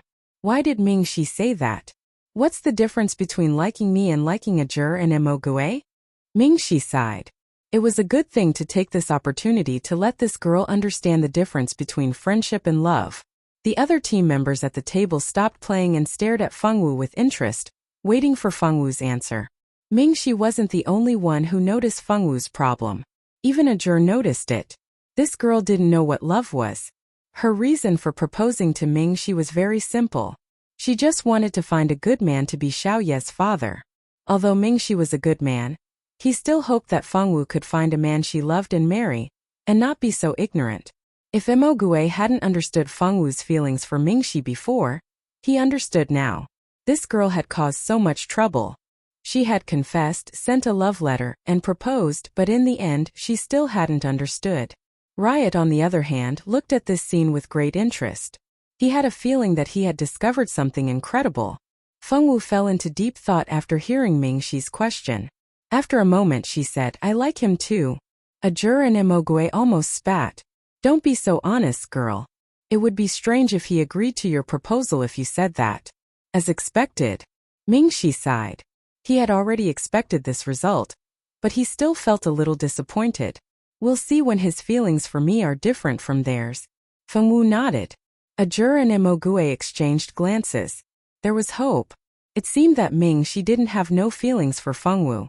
Following that, everyone tacitly ended the topic and focused on playing mahjong. After 2 rounds of mahjong, a jur gave up his seat to Feng Wu. Xiao Wu, don't be afraid. I'll definitely go easy on you. I won't win too much. Mo Gui chuckled. I'm not afraid. She was not afraid. This was not scary. After shuffling the cards, Mo Gui threw the dice and began to draw. Feng Wu made some small mistakes at the beginning, but she didn't make any mistakes. Moreover, she had a jur's guidance, so she played better and better. After 3 rounds she began to win money. I won, it's the same color. Yes. I won. After Feng Wu won 7 rounds in a row, no one could stand it anymore. It was only fun to win and lose in a game of cards. Could you play properly if you kept winning by yourself? Stop. Xiao Wu, are you sure you're a newbie? Have you really never learned mahjong before? Mo Gui said weakly, his entire body about to collapse on the table. Yes, little sister Feng Wu is too strong. She doesn't seem like a newbie at all. Riot, who had only won 1 round after playing for so long, said in annoyance. A jur's heart ached for his wallet. He couldn't afford to lose a child who didn't listen to her family and had her source of income cut off. Mingxi chuckled. Rich people never worried about money. I can prove that she really is a newbie. This girl has never played mahjong before. I've taught her cards but not mahjong. Although he didn't want to admit that he had been defeated by a newbie, this was the hard truth. Xiao Wu, come tell me. How did you win every round? Do you have any tricks? Mo Gui forced himself to be spirited and asked mysteriously.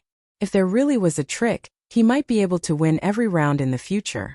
Mo Gui thought happily in his heart, as if he could already see a large pile of gold coins waving at him. Hearing Mo Gui's question, the other 3 immediately turned their attention to Feng Wu. They were very interested in this trick that they didn't know existed. There's no trick. Feng Wu shook her head. That's impossible.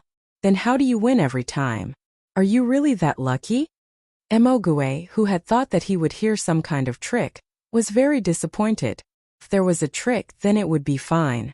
But if it was really something illusory like luck, then what could they do? It's not that I'm lucky. Feng Wu shook her head again. It's very simple. If you know the cards that have been played, then you know the ones that haven't been played. According to the order in which you deal with your cards, it's very easy to know what cards you have in your hands. It's very easy to win. It was clearly such a simple thing. Was there a need for a trick? Was it really like this? The other people at the table were silent at the same time. How was it simple? In order to be fair, they didn't use any magic or doqi when playing cards. They also couldn't use their spiritual power to peek at other people's cards. Without relying on these, it was not easy to remember so many cards. If they didn't know that Fengwu couldn't use her spiritual power to check their cards without them knowing, they would have thought that Fengwu was cheating. Probably because Fengwu was too strong, no one wanted to play with her. She was driven to play cards. As the only man at the table, O'Brien naturally gave up his seat to Fengwu. Fortunately, playing cards didn't rely on memory. Luck was more important. Although Fengwu couldn't win every round because of her luck, she could at least win 3 out of 5 rounds. This also made Feng Yanran and Mildy cry out that they couldn't take it anymore. After a few rounds, they lost all their cards. Fortunately, at this time, the crew came to inform them that it was time to eat. Feng Yanran and Mildy were as if they had been granted amnesty. As soon as they threw away their cards, they rushed out to eat. Fengwu blinked, put away the cards, and followed them out. The chef on the ship prepared fresh grilled fish for them and the fragrant white rice that Fengwu ate. In fact, most people in Western countries didn't eat white rice, but Fengwu loved to eat it, so Mingxi bought a lot of it and put it on the ship. There were also a lot of meat food in the cold room. The crew's grilled fish was really good. With grilled fish and rice, Fengwu ate several big bowls. Her appetite made people who saw her for the first time a little unbelievable. How could such a small person eat so much food? Eating grilled fish and enjoying the sea breeze, life on the sea was actually not bad. Hey, what's that in front? It looks like there are people in the water. A crew member stood on the bow and exclaimed. Mingxi and others were surprised. They put down the food and walked to the bow. Sure enough, they saw a few people floating on the water with a wooden board. Senior Mingxi, what should we do now? Should we save those people? Riot didn't think of saving people first. This was the sea, and the sea was not as calm as the land. If these people were used by the pirates to explore, it was likely that they would lead the wolf into the house. They are so pitiful. Senior Mingxi, let's save them. Feng Yanran couldn't bear to see them like this.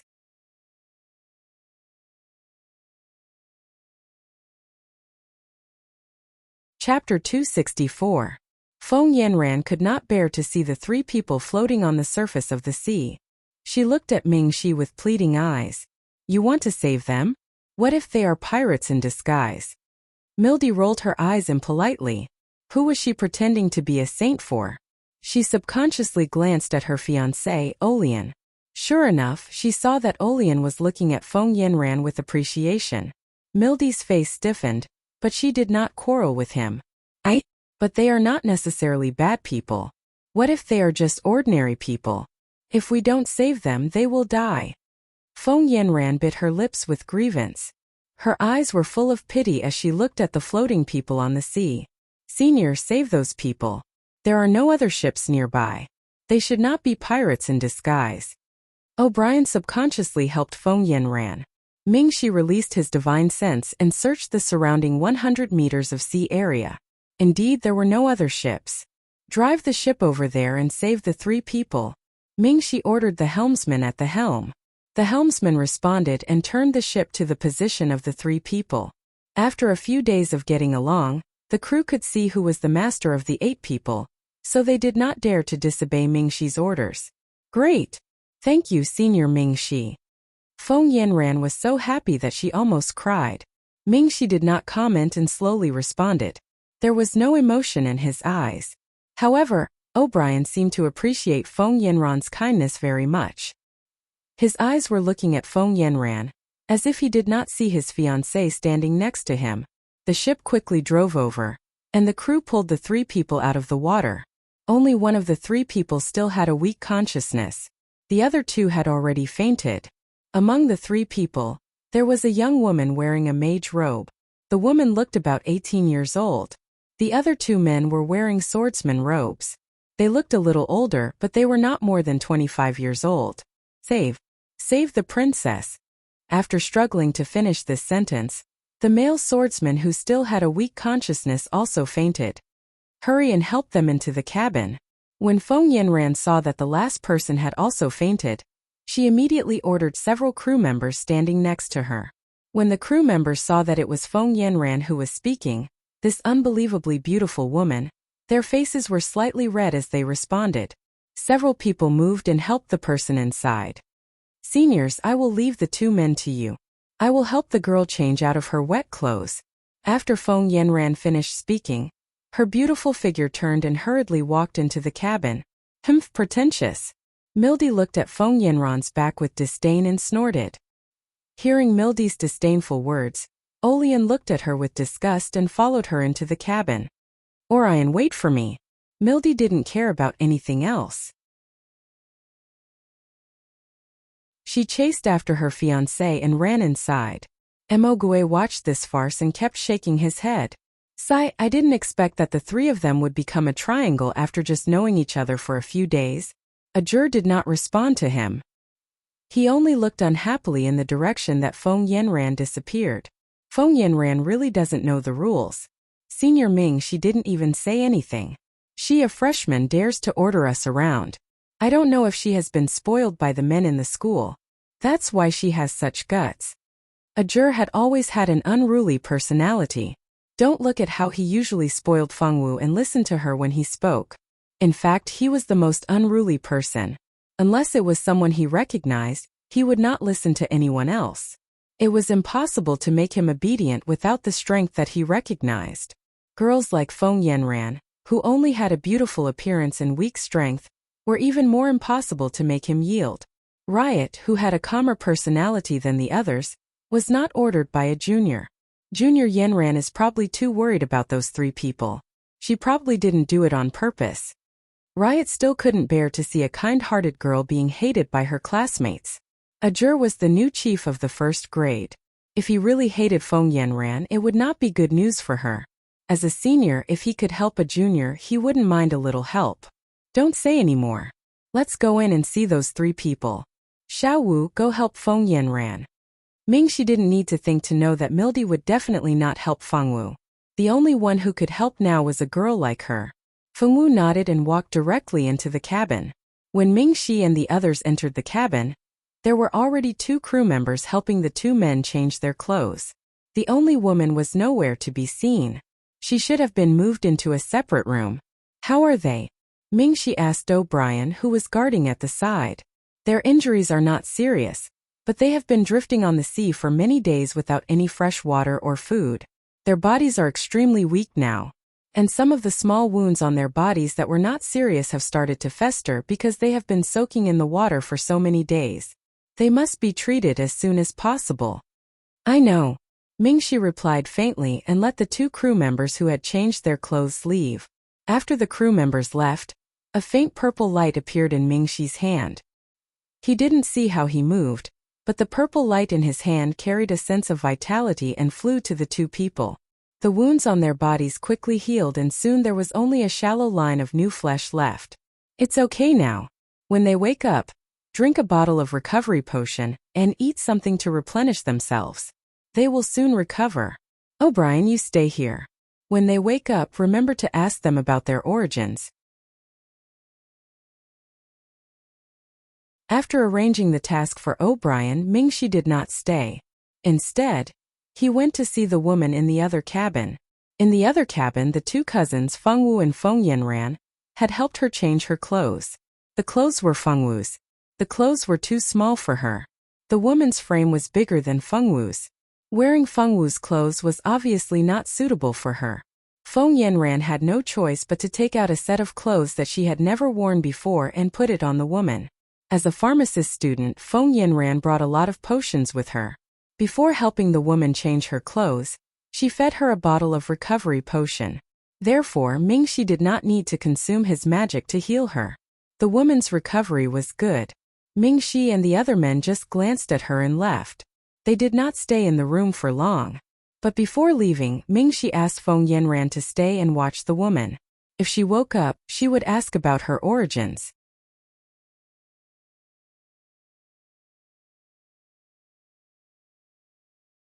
Chapter 265. The three of them had been unconscious for several hours, and by the time they woke up, the sky was already filled with stars. The three of them had received effective treatment, and naturally recovered quickly. The reason why they had been unconscious for several hours was because their bodies had been greatly damaged. After the three of them woke up, they could get out of bed and walk around. The three of them weren't seriously injured, so they didn't need to rest in bed. Since the three of them have woken up, did they tell us where they came from? Mingxi sat in a chair, his hands unconsciously tapping on the table. Senior Mingxi, according to what the two of them said, they are the personal bodyguards of the Bohai Kingdom's third princess, Princess Hai Lin, O'Brien said. Bohai Kingdom? I know that country, I've read about it in a book. The Bohai Kingdom is a small kingdom on the sea, but their country is rich in resources, and their people have enough food and clothing. It's a good place. Emogue thought of a book he'd read about countries on the sea, and quickly found information about the Bohai Kingdom. The Heavenly Wind continent was vast, and there were many countries. Aside from the four great empires, there were many other large and small countries, but none of them dared to have any ideas about the four great empires. Even if they wanted to become the fifth great empire, they didn't want to kill any of the rulers of the four great empires. The descendants of the gods came to this continent with the mission of protecting the Heavenly Wind continent. If they made a move against any of the heirs of the four great empires, they would immediately become the targets of the other three empires, and at the same time become the targets of the Star Hall. The third princess personal bodyguard? Could it be that the girl we saved is the Bohai Kingdom's Princess Hai Lin? Riot said suspiciously. Unexpectedly, Feng Yanran shook her head. No, the girl we saved is only the third princess cousin. She said herself that her name is Illis, her mother is the sister of the Bohai Kingdom's empress, and her father is the Bohai Kingdom's great general, Duo. This time Princess Hai Lin ran away from home because she was angry with the Bohai Kingdom's ruler. She didn't expect that not long after leaving the Bohai Kingdom's waters, she would encounter pirates. Princess Hai Lin was captured, and the other guards were also in danger. The reason why the three of them escaped was to inform the Bohai Kingdom to rescue Princess Hai Lin. So it was caused by a willful little princess who ran away from home. Ajur and the others quickly sorted out the ins and outs in their minds. And then? She wouldn't want us to help her rescue Princess Helene, would she? Ajur said with certainty. Feng Yanran nodded. Yes, that's what Elise said. She hopes that we can help save Princess Hai Lin. Once the princess is rescued, she will ask the Bohai Kingdom's royal family to reward us. Speaking of this, Feng Yanran was also somewhat helpless. As the young lady of the Feng family, she was not short of money or status. Her seniors and her classmates all had noble backgrounds. Although she did not know the identity of Mingxi Sr., she thought that he would not be an ordinary noble. These people did not care about rewards at all. If she wanted to use rewards to get them to help save someone, then she was completely wrong. Rewards? I'm not interested. Rescuing them is already benevolent enough. She wants us to help save some princess. She really dares to mention it. Ajur sneered. He had no interest in the princess at all. What about the other two? What did they say? Mingxi turned to look at O'Brien. O'Brien did not hide anything. They hope that we can help them rescue Princess Hai Lin. At the same time, they hope that we can help them contact the Bohai Kingdom's royal family, or General Du Ao. Emoga frowned, a little unhappy. So many of them were defeated, and Princess Hai Lin was taken away. There are only 8 of us. If we really help them save her, I'm afraid we'll lose our lives as well. Emogue's words make sense. Think so too. We can't help them. Mildy agreed with Emogue's words. No, if we don't save her, what will happen to Princess Hai Lin? Those pirates are so cruel. We don't know what they will do to Princess Hai Lin.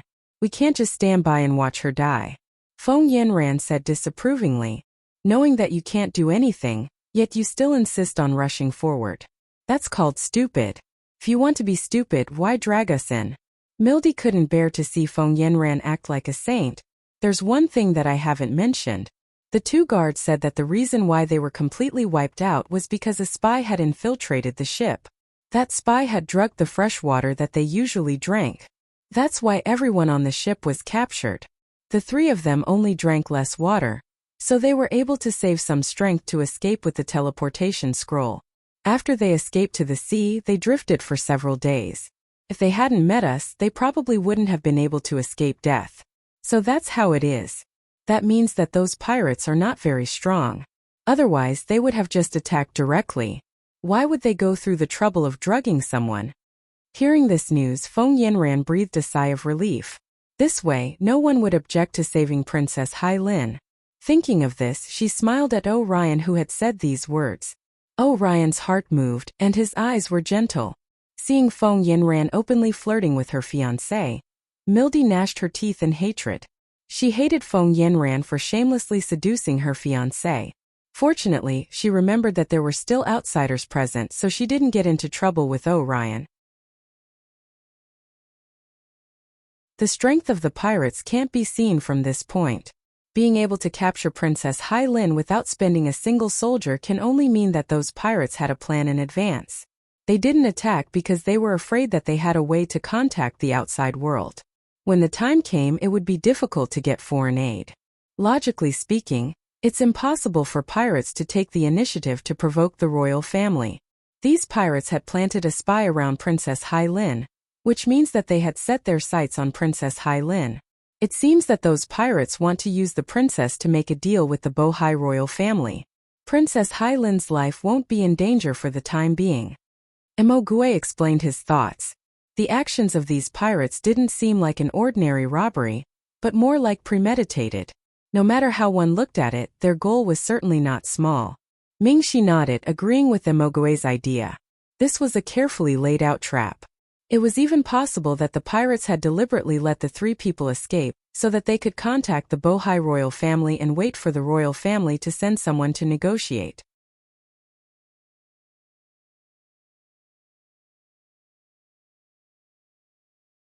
Chapter 266. There were only 8 of them, and 4 of them were freshmen. The rest, other than the captain Mingxi, were only second-year students. With such combat strength, there was no way they could contend against those ferocious pirates. As the captain of this expedition, his responsibility was to ensure the safety of every student. Knowing that it was a tiger's den, he definitely wouldn't bring his juniors in. I think what Emogui said makes sense. Let's give the 3 of them a boat and let them return to Bohai. We're not far from Bohai anyway, so it won't take them long to get back. Ajur patted Emogui's shoulder in agreement. That's right. It's better if we don't get involved in this matter. I have a feeling that it's not that simple. Riot nodded in agreement. Is it really okay if we don't do anything? Elise said that those pirates are very ferocious. If they don't succeed in negotiating with Bohai, won't Princess Hai Lin and the others be dead? Feng Yanran said anxiously when she saw that no one wanted to save them. Prepare a boat for them. We won't get involved in this matter. Let the Bohai royal family deal with it themselves. Mingxi didn't respond to Feng Yanran's words. He only announced his choice indifferently. Mingxi was the captain of this expedition team and held a leading position. Everyone had to listen to his words. Hearing Mingxi's words, the others, including Fengwu, didn't care. Bohai's matter had nothing to do with them in the first place. Saving the escapees and providing a boat for them to return to report was already the most benevolent thing they could do. Only Feng Yanran reluctantly shut her mouth. She knew that Mingxi was the captain of this team. She had no right to refute his words. After discussing the matter of the 3 guards of the Bohai princess, Mingxi and the others returned to their rooms to rest. They only had to send the 3 of them off the next day. The next morning, Mingxi and the others had just woken up and were sitting in the cabin eating breakfast. Breakfast was fish porridge cooked by the crew. The porridge was fragrant and smooth, very delicious. Even little Bun Fengyi drank a small bowl.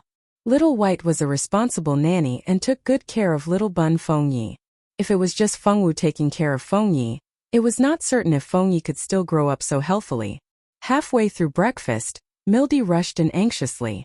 As soon as she entered the door, she looked around and did not find the person she was looking for. Her face turned even uglier. What's wrong?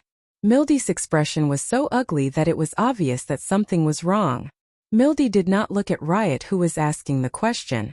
Instead, she walked directly to Mingxi with an extremely ugly expression.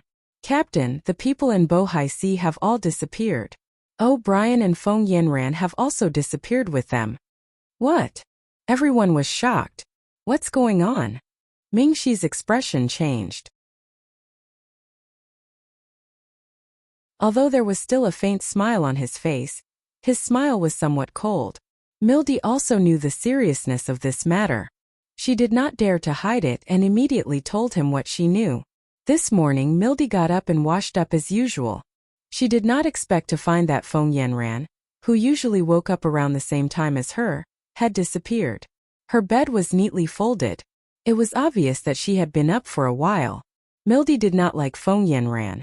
Naturally, she would not care about whether Feng Yanran had left early or not. She was too lazy to care about when Feng Yanran woke up. Mildy did not care. After washing up, she went to find her fiancé to have breakfast together. However, when she went to O'Brien's room, she found that O'Brien had already left. She caught a crew member and asked about O'Brien's whereabouts. From the crew member, she found out that Feng Yanran and O'Brien had left with the 3 people from Bohai Sea in the latter half of the night yesterday. The crew members did not know that they had secretly left, so they did not mention it in front of Mingxi. It was not until Illis asked that they found out that those people did not have the permission of others to leave. Mildy could not believe that her fiancé had secretly left with another woman behind her back. In order to prove that the crew member was lying, she went to the cabin where the 3 people from Bohai Sea were temporarily staying. As expected, there was no one inside. She then ran to the dining area to see if O'Brien was eating with everyone here. When she did not see O'Brien there, she completely gave up.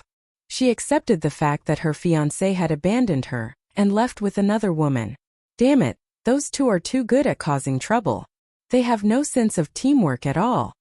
Emogue was furious. Did those 2 people have any brains? Even Senior Mingxi had said that they could not do anything about it.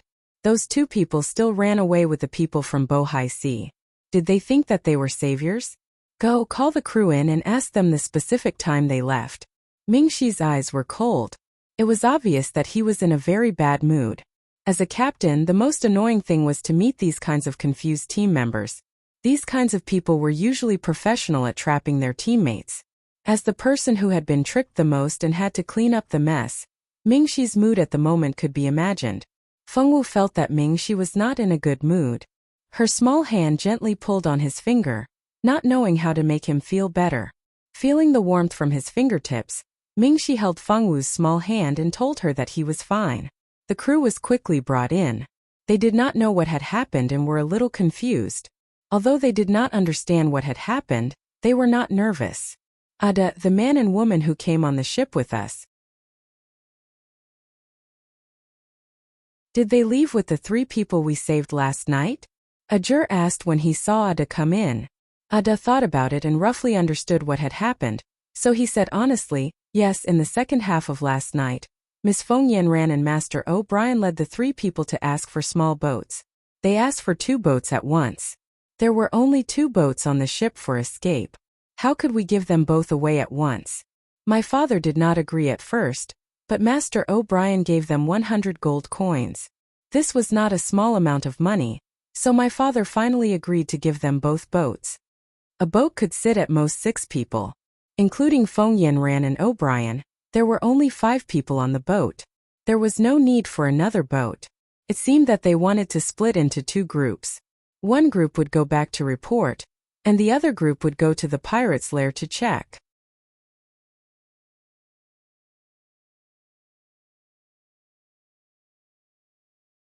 Chapter 267.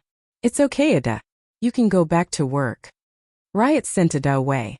After Ada left, the atmosphere in the cabin was a little heavy. Damn Feng Yanran. If she wants to die, she can die by herself. Why did she have to drag my O'Brien with her? This woman is simply a disaster. She only knows how to seduce men. Mildy was scared and sad. She was afraid that her fiancé would be in danger. At that time, he might not even be able to keep his life. She was also sad that O'Brien had not thought about her, his fiancé. If he had thought about her, he would not have left his fiancé behind and left with another woman. If this matter was spread, how would others look at them? Did he not think about this at all? It's useless to scold them now. Think about what to do now. Riot was also angry, but he knew that it was useless to be angry now. It was reasonable to think about what to do. Don't worry about them. If those two want to die, then let them. We've already made it clear yesterday. If the two of them insist on doing what they want, then even if they die outside, they can't blame it on the rest of us, Ajur said emotionlessly. Clearly, he didn't care about the lives of those two. Although Ajur's words were not pleasant to hear, they were very reasonable. For these people who didn't listen to the command, even if they died outside, the school wouldn't blame others because they were disobedient. No, I don't care about Feng Yinran's life or death. But O'Brien was bewitched by Feng Yinran. Captain, we can't ignore O'Brien. Mildy really loved her fiancé. Even if she was hurt by O'Brien, she still cared about his safety wholeheartedly. Bewitched by Feng Yinran? How come all the unmarried men weren't bewitched, but he, an engaged man, was bewitched? Ajur said with a sneer. Hearing this, Mildy's face turned pale. She had loved O'Brien since she was a child. Even if she knew that she didn't have a place in his heart, she still loved him so deeply. She hoped that one day her love could move him. She didn't expect that in the end, it wasn't her who made him stare at her, but a woman whom he had only known for a few days. Mildy couldn't tell others about the bitterness in her heart. Although her heart ached for her fiancé's betrayal, she was more worried about his safety. She really couldn't stand by and do nothing. Mildy stood in front of Ming-Shi and bowed deeply. Captain, I beg you. Please save O'Brien. I really don't want anything to happen to him. What do you guys think? Ming-Shi did not respond to Mildy's question. Instead, he looked at the others. Let's go and take a look. If something really happens to the two of them, we'll be in trouble too. Considering that they were classmates, Riot really couldn't sit back and watch his classmates die. I don't care if I go or not. Emogoe shrugged. I'll listen to you, Fengwu said. I'll leave it to you, Senior Ming-Shi, Ajur finally said. 10 minutes later, Fengwu and the others finally came to a conclusion. Ming-Shi decided to bring Feng Yinran back. The two of them had been gone for several hours. It would be impossible to catch up to them in a short period of time. Although they couldn't catch up to them, they could figure out where they went. If we want to find them, we have to find the pirate's lair. They must have gone there. Where's the pirate's lair? I don't know, but I heard from the two guards that it was the Red Skull pirates who kidnapped Princess Helene. Now that they knew the name of the pirate group, it was easy to find them. Pirates had their own islands to live on. Those islands were used to store the treasures that the pirates looted. It was also the place where the pirates lived when they weren't at sea. Simply put, it was the lair of the pirate group. If they wanted to find the Red Skull's lair, they would need someone who was very familiar with the nearby sea area to lead the way. There were several crew members on this ship, and the captain had more than 50 years of sailing experience. When the captain heard that Ming-Shi and the others were going to find the Red Skull's lair, his first reaction was that these people didn't want to live anymore. Who was the Red Skull? They were a group of pirates who killed without blinking. The number of people who died in their hands was countless. When they saw the Red Skull, it was too late to hide. Who would want to go up to them? Wasn't that just courting death? Young masters and young ladies, it's better if you don't go. The Red Skull is not easy to provoke.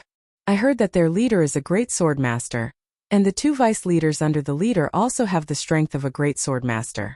The Red Skull has more than 300 people, and these 300 people are all extraordinary. You only have a few people. If you go to find trouble with the Red Skull, wouldn't you be courting death? The old captain was worried. He was most worried about himself and his crew members. He didn't want to bring his own people to accompany these young ladies and young masters to their deaths. Don't worry, Captain. We just want to know where the Red Skull's lair is. We won't let you lead the way. Originally, Ming-Shi didn't have the idea of letting the old captain lead the way, but after thinking about it, he gave up. If they offended the Red Skull, they could leave directly, but the captain's family still had to live in the coastal area. If they offended these pirates, they wouldn't have a way to survive in the future. After being seen through, the old captain didn't have time to be embarrassed. He was greatly relieved. As long as he didn't need to lead his crew to their deaths, it didn't matter. The old captain also saw that these people were determined to find the Red Skull, so he didn't persuade them. He just opened the sea map and pointed to one of the islands on the map. It's here.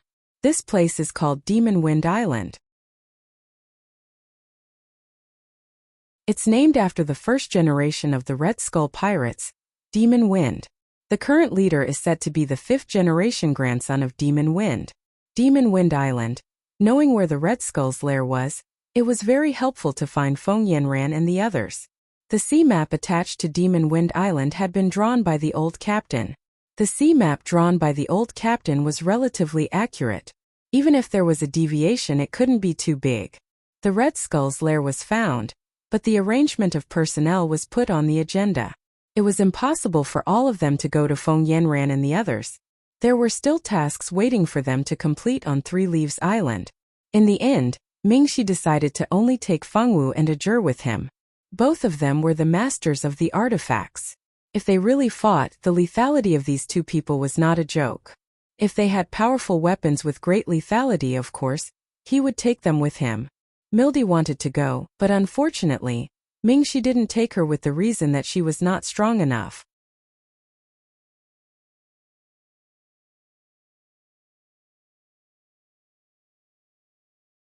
Chapter 268. Why can Fengwu go? No matter what, I'm in the second year and she's only in the first year. In terms of strength, isn't she lower than me? Zhu Erdi pointed at Fengwu and said, very unconvinced. Fengwu blinked and didn't respond. If you can beat Fengwu, it's not a problem to bring you along. Mingxi said as if nothing had happened. Did this mean that she couldn't even beat a first-year student? Being looked down on like this, of course Murdy was angry. She angrily challenged Fengwu. Fengwu readily agreed. In a competition, Fengwu only used 2 strikes to KO Murdy. Originally, music students weren't very strong in the first and second years, so it wasn't strange that Fengwu defeated her so easily. However, Murdy couldn't figure it out. Losing to a first-year student like Fengwu, Murdy was deeply aware of her lack of strength. In the following days, she began to train like crazy. This kind of crazy training wasn't without benefits. At the very least, after a year, Murdy successfully squeezed into the top 10. However, this was all for later, so let's not talk about it now. Murdy's defeat forced her to agree to go with Emoge and Riot to the Three Leaves Island to do the mission and wait for them to return. Mingxi let Riot take care of the two and then took Fengwu and Ajur off the ship to the nearest trading island. Watching the ship take the 3 away, Mingxi turned and left with the 2. Evil Wind Island was a full 5 days sailing distance from the trading island they were on. In order to find Feng Yanran and O'Brien as soon as possible, Mingxi bought a ship at the port and took it to Evil Wind Island. When Fengwu and the others were rushing to Evil Wind Island, Feng Yanran and the other 3 were also on the way. Why was it 4 people? It was because the daughter of the general, Eris, had already sailed a small boat back to Bohai to report. This had been discussed before they boarded the ship. Feng Yanran sat on the boat and looked at the sea around her. Her small face was full of worry. O'Brien's heart ached so much that he wished he could wipe away the worry on her face. Yanran, what happened to you? Nothing. I'm just worried that the seniors will be worried about us if we run out like this. Feng Yanran was listless. Feng Yanran had no idea where they were going, and she didn't know how powerful Red Skull was. Princess Helene's 2 guards were not stupid. If they knew the true strength of Red Skull, they would not be willing to go with them to save people. Therefore, along the way, Feng Yanran and O'Brien only knew that the Red Skull was a relatively large pirate group, and they knew nothing else. Hearing that Feng Yanran was worried about this, O'Brien smiled gently, and a trace of gentleness appeared on his cold face. Don't worry, I'm sure that Senior Mingxi is already on his way to find us, he said confidently. You're saying that Senior Mingxi will come to find us? Feng Yanran didn't have much confidence in whether Mingxi would come to find them or not. After all, they were the ones who didn't listen to the captain's command and acted on their own. Even if Senior Mingxi didn't care about them, no one would say anything. Silly girl, your mother is Teacher Feng Tianxing. Even if it's for Teacher Feng's sake, Senior Mingxi will definitely not leave us alone. And Mildy would definitely beg Senior Mingxi to come find them. Of course, he couldn't say these words in front of the girl he liked, so he stopped talking. Feng Yanran didn't hear the strangeness in his words. After listening to O'Brien's explanation, Feng Yanran was relieved. As the chief of the 5th years, Mingxi's strength couldn't be underestimated. With him joining them, it would be easier for them to save people. If that's the case, then that's great. Princess Helene and those who were captured with her are too pitiful. No matter what, I hope to help Princess Helene and the others. Yinran, you're really a kind girl. O'Brien looked at Feng Yinran dotingly, and a belief that he could do anything for this girl rose in his heart. Mingxi didn't know that O'Brien had been scheming against them from the beginning in order to make Feng Yinran happy. He had already seen that Mingxi wouldn't leave Feng Yinran alone. He even knew the character of his fiancée clearly. If Mingxi knew the truth, he didn't know if he would still care about them. It had to be said that O'Brien was really smart. He had calculated everything. The only thing he didn't think of was the true strength of Red Skull. He only cared about making Feng Yinran happy, and didn't put a group of pirates in his eyes at all. This also doomed him to have a tragic ending. Mingxi and the others chased after them at full speed for 5 days. Unfortunately, they didn't meet Feng Yinran and the others until they were close to the location of Demon Wind Island. Mingxi and the others had no choice but to find a way to sneak into the island. We can't drive the boat over. There's a lookout. We will definitely be discovered. Ajur stopped the boat and didn't dare to move forward. This is really troublesome. Do we really have to swim over? Mingxi was also a little troubled in the face of this situation. It was not a simple matter to swim from this position to Demon Wind Island. It might take several hours to swim to the shore. If they were unlucky and were discovered as soon as they went ashore, their physical strength would be almost exhausted after swimming for a few hours. They would definitely be at a disadvantage if they fought. If we don't have the instant transmission scroll, we can definitely move to the island. Ajur's eyes lit up. No. Although the instant transmission scroll is useful, the location of the teleport is random. What if we are unlucky and fall into a group of bandits? Mingxi rejected the idea without even thinking about it. The two of them discussed the matter of entering Bewitching Wind Island without being discovered for half an hour, but they still couldn't come to a conclusion. While the two men were discussing business, Fengwu was sitting at the stern of the boat and playing with the water. If Mingxi and the others walked over now, they would see that there was a large group of fish around Fengwu's feet. There were all kinds of fish, big and small. Because these little things didn't have any killing intent, Mingxi and the others didn't notice anything strange and were still immersed in their discussion. After playing with her new friends for a while, Fengwu found that there were more kinds of creatures in the sea than on the ground. She was very happy to have made a lot of new friends. After having enough fun, Fengwu walked towards Mingxi and the others. Before she even got close, she heard the two talking. How about we swim over? Mingxi said. I'm not a good swimmer. Ajur was a fire mage. He hated water. There was no way he would stay in the water for a few hours just because of two troublemakers. Hang in there. Mingxi was aware of Ajur's situation, but since they couldn't use the instant transmission scroll, and they couldn't use magic to clear a path, it was the safest option.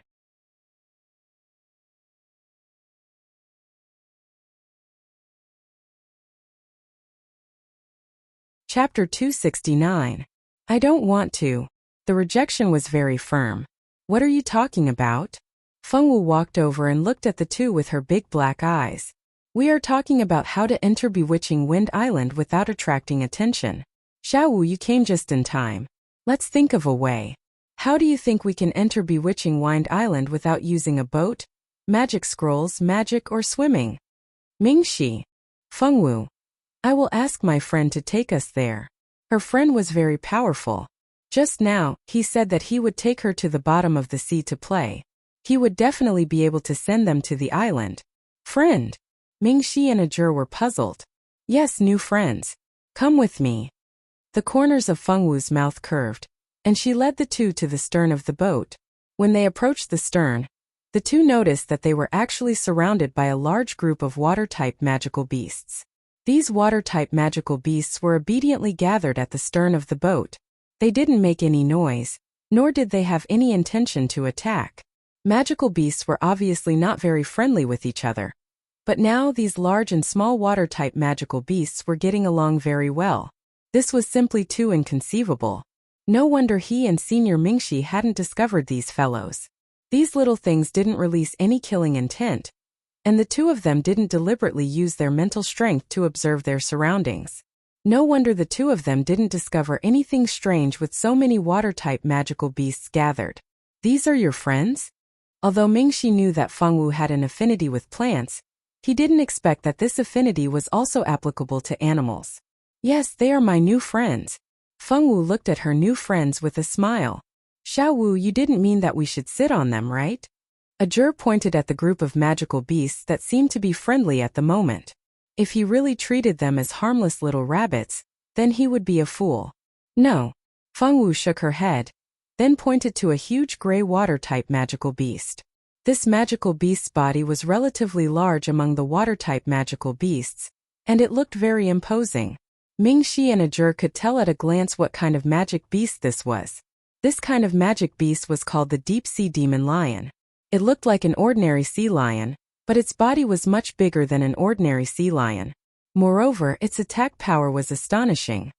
This is my friend Lion Lion. Lion Lion's stomach is very big. We can hide in Lion Lion's stomach. This way, we won't have to worry about being discovered. Fengwu beckoned with her finger, and the deep-sea demonic lion named Shirshir swam over. It used its huge head to carefully rub against Fengwu's small face. Mingxi and Ajur exchanged a look. This method seemed to be good. With the agreement of the three parties, the three first found a place to stop the ship, and then asked Fengwu's water-type magical beast friends to help look after them. The three people entered Lion Lion's big mouth and successfully entered Lion Lion's stomach. Lion Lion swung its tail in the water and happily swam towards Demon Wind Island. While Fengwu and the other two were rushing towards Demon Wind Island, O'Brien and Feng Yanran were in a very bad situation. They wanted to sneak onto the island, but who would have thought that when the ship was docked at a hidden reef, a large number of pirates would appear and surround them. In the end, all four of them were locked up in prison. Only now did O'Brien realize that he had made a mistake. These were not ordinary pirates, they were clearly the famous Red Skull pirates. At this time, O'Brien realized that they had been deceived by these two people. Bang! O'Brien punched one of the guards in the face, and that guard was immediately punched to the wall and fiercely spat out a large mouthful of blood. Ogre! The other guard angrily glared at O'Brien, his eyes filled with hatred. You are too much, why did you hit Ogre? He wanted to rush over and fight O'Brien. At this time, the guard named Ogre pulled back the other guard who wanted to seek justice for him. Don't go to Bank Crow, it is our fault. We should not have concealed the matter of the Red Skull pirates from the beginning. Ogre was not a fool. How could he not understand the reason why he was beaten? He could only bitterly smile. He and Bankello had no other choice. If they went back to report the matter, the two of them would definitely be severely punished. If they could save Princess Helen, then they would naturally be able to atone for their crimes. Not only would they not be punished, but they would also be promoted. Originally, they only wanted to return to the Bohai Kingdom and inform the royal family that the princess had been captured as soon as possible. They did not expect that they would be rescued by a group of people with special identities. After they were rescued, they learned a few things about their saviors. They knew that they were all top students from the Notre Dame du Starlight. The strength of the students of the Notre Dame du Starlight could not be underestimated. With their help, they might be able to save the princess before the royal family sent people over. Before they were rescued, they did not even dare to think about saving the princess alone without relying on the Bohai Kingdom's army. But after they found out who the people who saved them were, this idea had always been in their minds. They also asked their saviors to save the princess together. But they did not expect that the leader of the group of students did not want to save the princess with them. He only promised to give them a boat and some food to return to the Bohai Kingdom to report. This was completely different from their plan. Fortunately, things did not completely make them despair. Among the group of people there was a very kind girl. She agreed to save the princess with them. They did not want to drag the little girl down with them, but they had no other choice. If they lost the princess, the punishment they would suffer would not be so good. They might even have to apologize with their lives.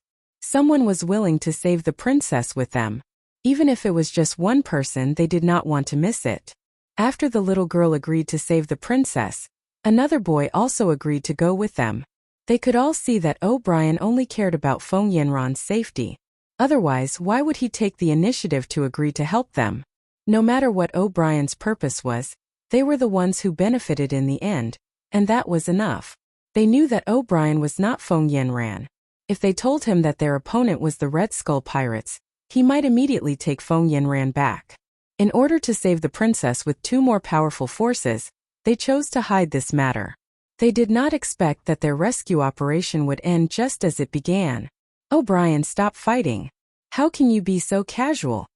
Feng Yanran stood between the two of them and looked at O'Brien in disbelief.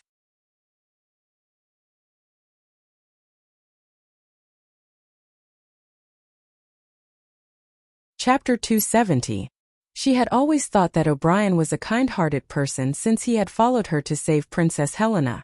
Otherwise, he would not have been so upset with Senior Mingxi and the others for not saving her. Yanran, do you still not understand what these two fellows have done? They deliberately hid the matter of the Red Skull Gang, and deliberately lured us here to die with them. O'Brien's originally cold and handsome face was somewhat distorted. Feng Yanran's actions of protecting the two of them even now made him feel very uncomfortable. Feng Yanran was shocked when she heard this, and then she opened her mouth wide in shock. No, how is this possible? Why would they do this? In Feng Yanran's mind, they had no enmity with Ogre and Bonko. Why would the two of them do such a thing that harms others without benefiting themselves? Yanran, you are too kind. You don't know how evil people can be. O'Brien smiled coldly. Isn't it obvious why they are doing this?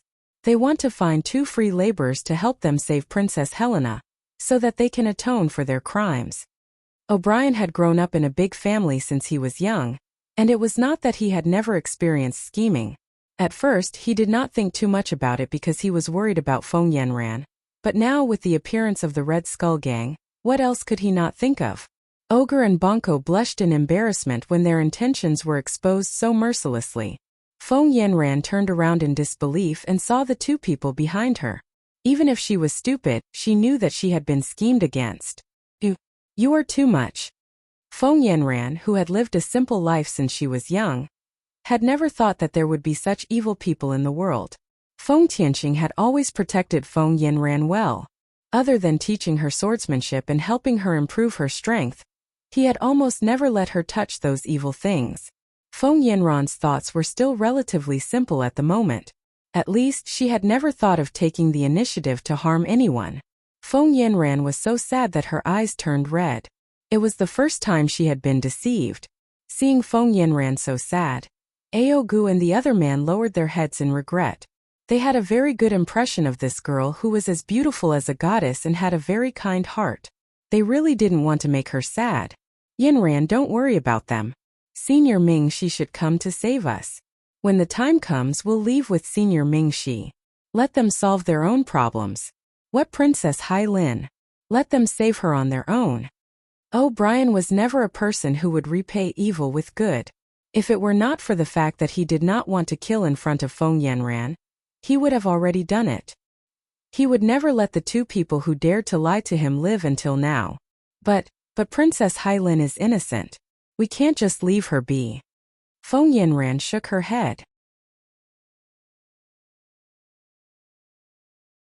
Thinking of the poor Princess Hailin, she could not convince herself to leave. O'Brien felt extremely helpless. Yanran, you're really too kind.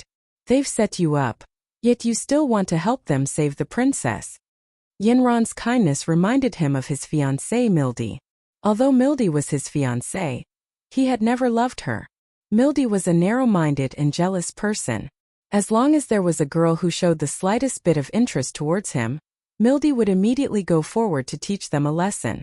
Her unruly and willful style made O'Brien very unhappy. If Mildy was half as kind as Yanran, he would not be so disgusted with her. I'm sorry, Miss Yanran. It's all our fault. We shouldn't have chosen to deceive you for our own selfish reasons. At this time you can still think of saving the princess. We're really ashamed. Aogu and Bonko looked at Feng Yanran with shame. There was a trace of infatuation, appreciation, and love in their eyes. Don't do this kind of thing next time. No matter what your purpose is, it's wrong to deceive people.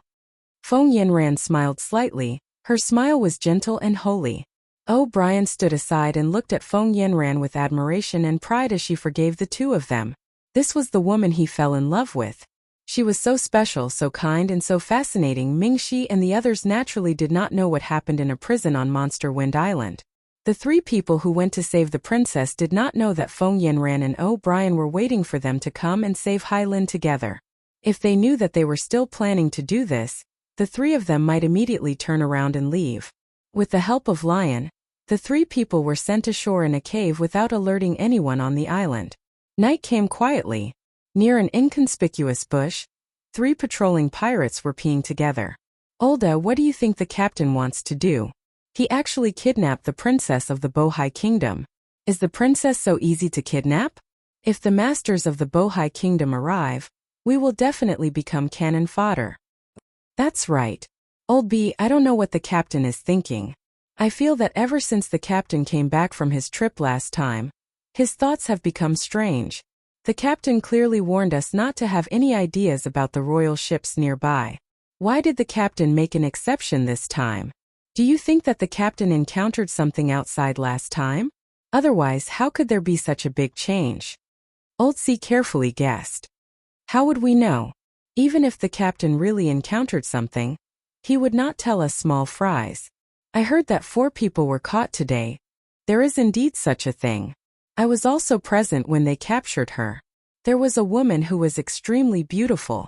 She was much more beautiful than the princess of Bohai country. Do you guys think that after guild leader is done with that woman, he can let us have some fun too?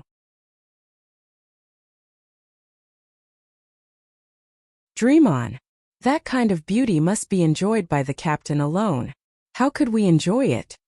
Even if we can't touch the beauties, we can at least touch the maids by the princess side.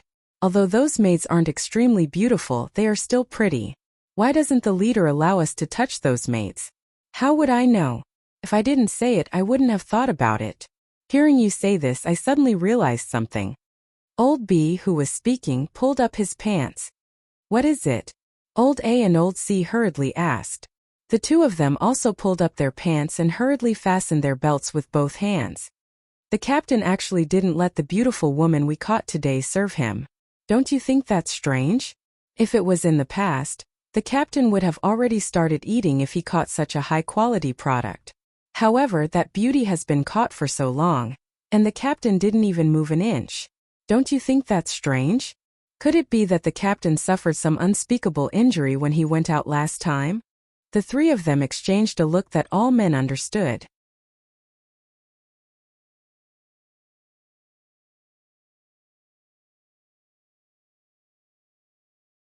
Chapter 271. That's very likely. Otherwise, why would the captain suddenly become a vegetarian? The three of them were chatting happily and had no idea that danger was approaching. By the time the three of them realized that something was wrong, it was already too late. The three of them only saw a flash of a sword, and they didn't feel any pain. Just like that, they closed their eyes forever. Change into their clothes. Mingxi put away his sword and looked at the 3 corpses on the ground. Fengwu and Ajur nodded. The 3 of them took off the clothes from one of the corpses and then hid behind a bush to change. When the 3 of them changed and came out, Mingxi and Ajur were still okay. The 3 pirates' bodies were not bad, and the clothes fit them well. However, after Fengwu put on the pirate clothes, she looked like a child who had stolen adult clothes. The more she looked at it, the more amused she became. Xiao Wu, you shouldn't go. If you go, no one will think that there's something wrong with you. Ajur couldn't help but laugh. Fengwu wearing the clothes was too comedic. Ahem, Ajur is right. Xiao Wu, you should find another opportunity to go in. If things don't work out, just go back to the cave and wait for us to come back. Even Mingxi was having a hard time holding back his laughter. Fengwu looked at the two of them unhappily. The clothes were too small. What was so funny about it? These 2 bad people. The pirates on Bewitching Wind Island were all tall and strong.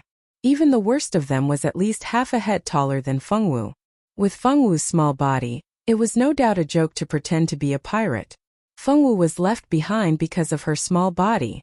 Ajur and Mingxi used a simple camouflage to change their appearance, making them look exactly like 2 of the pirates. The two of them pretended to be pirates and openly walked into the luxurious castle built by the pirates. Old C, where's old B? The three of you went to P together. Why are only the two of you back? Things didn't get off to a good start. As soon as he entered the castle, he was caught by the colleagues of the original owner. Ajur calmly turned around. In front of him was a rough man with a scar on his face. This man seemed to be very familiar with the original owner. This situation was not good. Being familiar with the original owner meant that she was familiar with the original owner's personality and the way she did things. If she wasn't careful, she would be exposed. Old B said he had a stomachache and hid behind the bushes to do something important. We didn't want to stay there and smell the stench, so we came back first. Ajur tried his best to imitate the original owner's voice. He just hoped that the guy in front of him didn't have a pair of fiery eyes. Old B, that guy deserves it. Who told him to eat an extra leg of that demon girl? It would be strange if he didn't have a stomachache. After that person finished gloating, he changed the topic and said, "If the two of you have nothing to do, come with me first. The captain needs some help. With the two of you, there should be enough people." "What captain?" Mingxi and Ajur exchanged a helpless look. At this time there were people coming and going. It was impossible to kill this guy and escape. Now they could only go with him to see the captain. They just hoped that the captain wasn't someone powerful and wouldn't discover their disguise. They followed the guy who seemed to be an acquaintance of the original owner to the end of the corridor and entered a very inconspicuous room. Then the man turned the torch on the wall to the side. The stone slab on the ground slowly moved away until a staircase leading to the underground appeared in front of them. The two of them carefully concealed the surprise in their eyes and did not reveal the slightest flaw on their faces. That person did not notice it either. After opening the passage, he was the first to walk down the stairs. Mingxi and Ajur had no choice but to follow him. Whether it was Mingxi or Ajur, the two of them didn't think that Bewitching Wind Island would have an underground space. They had all kinds of guesses about this passage. Mingxi and Ajur. Is this the way to the dungeon? Are they so lucky that they found the dungeon so easily? Although the two of them had guesses, they didn't stop walking and kept following the man. In the underground passage, the two sides of the passage weren't very wide. It could only allow 3 people to walk side by side. From time to time, people would pass through the passage. Occasionally, they would meet 1 or 2 acquaintances who would greet them. Fortunately, the two of them were fooled and didn't get suspected. The 3 of them walked for more than 10 minutes and met many people along the way. On the way, they could hear a lot of noise coming from the front. They knew that more people had gathered there. It seemed that Bewitching Wind Island wasn't like what the outside world thought. It was just a pirate group with 300 people. The 300 people were probably just for show. As for how many pirates there were on Bewitching Wind Island, no one could say for sure. In any case, it was more than 300 people. The man led the disguised Mingxi and Ajur around a few times and finally stopped in front of a stone room. The man who led the way told Ajur and Mingxi to wait outside while he went in to report. The two of them quickly nodded and the man walked in alone. After a while, he came out and led the two of them into the stone room. "Captain, it's these two. This is Old A and Old C. They came to the island 10 years ago. Although they're not very strong, they're quite capable. It won't be a problem to leave this to them." As he spoke, the man gave Mingxi and Ajur a look. The two understood and immediately imitated the man's attitude. They nodded and bowed in front of the captain to greet him. "Hello, Captain. I'm Old A and this is Old C. No matter what you want us to do, we'll definitely do it for you." Ajur put on a fawning look in front of the captain and acted quite well. Yes. Mingxi happily let Ajur go forward. He really wasn't good at dealing with this kind of situation. Just the two of them. Abak, tell them about the matter. Remember to work hard for this captain. If this matter is done well, you won't be short of benefits. The slightly chubby captain waved his hand and dismissed the 3 of them like he was shooing away flies. Only now did the 2 of them know that the man who led them here was called Abak. After leaving the captain's stone room, Abak brought the 2 of them to the side and started assigning tasks. "Listen up, this is a chance for you two to advance. If this matter is done well, You won't be short of benefits. The two of them hurriedly pretended to be modest and repeatedly thanked Abak for threatening them. After hearing enough good words, Abak told them about the mission the captain gave them. This mission wasn't simple, but it wasn't difficult either. It turned out that the captain was a perverted demon who had taken a fancy to one of Princess Helene's maids. This maid was Princess Helene's head maid. She was very beautiful and the captain had taken a fancy to her. However, the captain had ordered that no one was allowed to have any ideas about those women.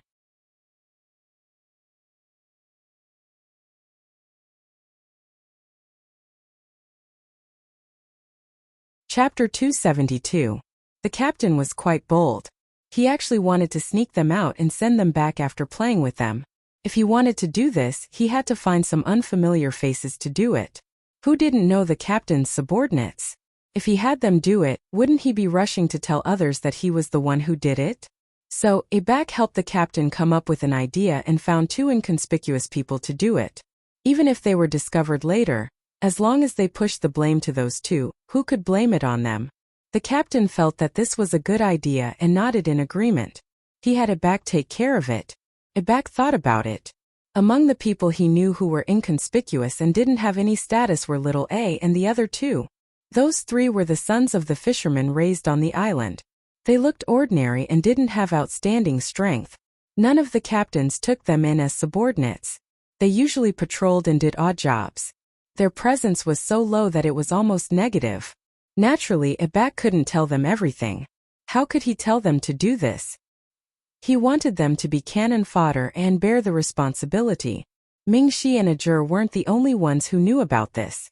Their identities weren't simple, and they had seen their fair share of tricks like this. It wasn't hard for them to guess what Abak and that unknown captain were up to. However, they were still impersonating others. At this time they could only nod and agree to whatever Abak said. They didn't dare to speak carelessly and expose themselves. The two tried their best to act as insignificant people in front of Abak. Their acting wasn't very good. Fortunately, Abak didn't spend much time with them and didn't expose any flaws. This is the key. Take it. This is a map. I've already circled the room where the maids are being held. You won't go wrong if you follow the map. When you find the place, tell the guards that you're there to change shifts. The guards will naturally leave. While you're on duty, no one will disturb you. Take advantage of that time to bring the maids out. After you bring them out, there will naturally be people outside to receive them. When the captain is done, someone will send them back. What you need to do is to guard the door. If anyone comes to ask, just say that there is no problem. Abak explained to the two of them what their mission was. It sounded simple, but the risk wasn't small. If someone went in to investigate during that time, wouldn't the two of them become cannon fodder? Although they didn't think much of it, who asked them to pretend to be cannon fodder? The two of them put away the map and walked towards the room marked on the map with the key. This underground space was built like a maze. If they didn't have the map, it would be very difficult for them to find the room. Fortunately, they had the map.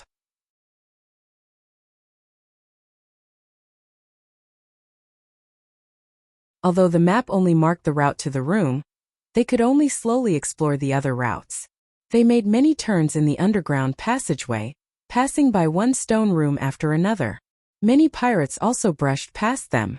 With great difficulty, they finally turned into a deserted area. The two of them immediately hid in a stone room filled with junk and closed the door behind them. Senior Mingxi, what should we do now? Ajur didn't think that they would be so lucky. They had just disguised themselves as small fries and they were already targeted. They wanted to secretly rescue them, so of course the more low-key they were, the better. Now that they had shown their faces in front of the captain and Abak, although it wasn't their face, it wasn't a good thing. Let's follow the map and find the maid. See if we can get anything out of her, Mingxi said after pondering for a moment. Didn't we just come to find Feng Yanran and O'Brien? How could that maid know anything about the two of them? Unless it was a coincidence that they were all locked in the same stone room. However, that possibility was too low to be true. Who told you that I was going to ask about them? I just want to see if I can find out the purpose of the pirates from the maid. Red Skull has always been a pirate group that knows their limits. Although they have been robbing passing merchant ships and fishing boats, they also have their own principles, which is to never provoke a big force that they can't afford to provoke. It's unusual for them to take the initiative to make a move on Princess Helene. Think about what those 3 people said in the bushes. If I'm not wrong, there might be a big problem with the captain of the Red Skull Pirates. Ajur recalled the conversation between the 3 guys, and his eyes flashed. At that time he was just in a hurry to change his identity and didn't think too much about it. Now that he thought about it, the conversation between the 3 people and this unusual kidnapping, the whole thing was full of conspiracy. You're right, but what does that have to do with us? We'll leave as soon as we find those guys. I'm not interested in anything else. Ajur said indifferently. He had no interest in the Red Skull's conspiracy. What he wanted to do most now was to beat up Feng Yanran and O'Brien to vent his anger. These 2 damn guys made him chase them day and night for so many days, and he even had to pretend to be a pirate to save them. If he didn't vent his anger, he wouldn't be called Ajur. Ajur sinisterly thought about how to teach the 2 of them a lesson. Should he burn them with fire, or use a high-level illusion to let them have a taste? This was really a bitter choice. I'm afraid that we have to get involved in this matter. From the moment I stepped on this island, I had a very uncomfortable feeling. There is a magic aura on this island, and this magic aura is very hidden. Magic aura? Ajur's face changed. As the successor of the 4 god seals, he had power that surpassed ordinary people, and his perception of magic aura was also much stronger than ordinary people. But if this magic aura was very hidden, and the owner of the magic aura was beyond his current level, his perception ability would naturally not be able to sense it. Unless he released the seal of the 4 god seals and released the power of the seal of summer. But in this kind of environment, how could he release the seal here? If he did so, wouldn't he be in a hurry to tell others that they had sneaked in? And Mingxi's body flowed with the noble blood of the gods. It was not an exaggeration to call him the son of heaven. With the help of the god's blood, it was not surprising that Mingxi could accurately sense the magic aura. It seems that something big has happened. The leader of the Red Skull can't be so stupid, right? Colluding with the devil race was a serious crime. Once it was known by the people of the Star Hall, it would not be a joke.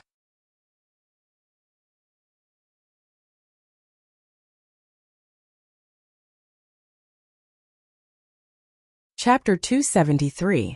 We can't come to a conclusion yet. Maybe the leader of the Red Skull is just being controlled. Mingxi shook his head and didn't continue to speak.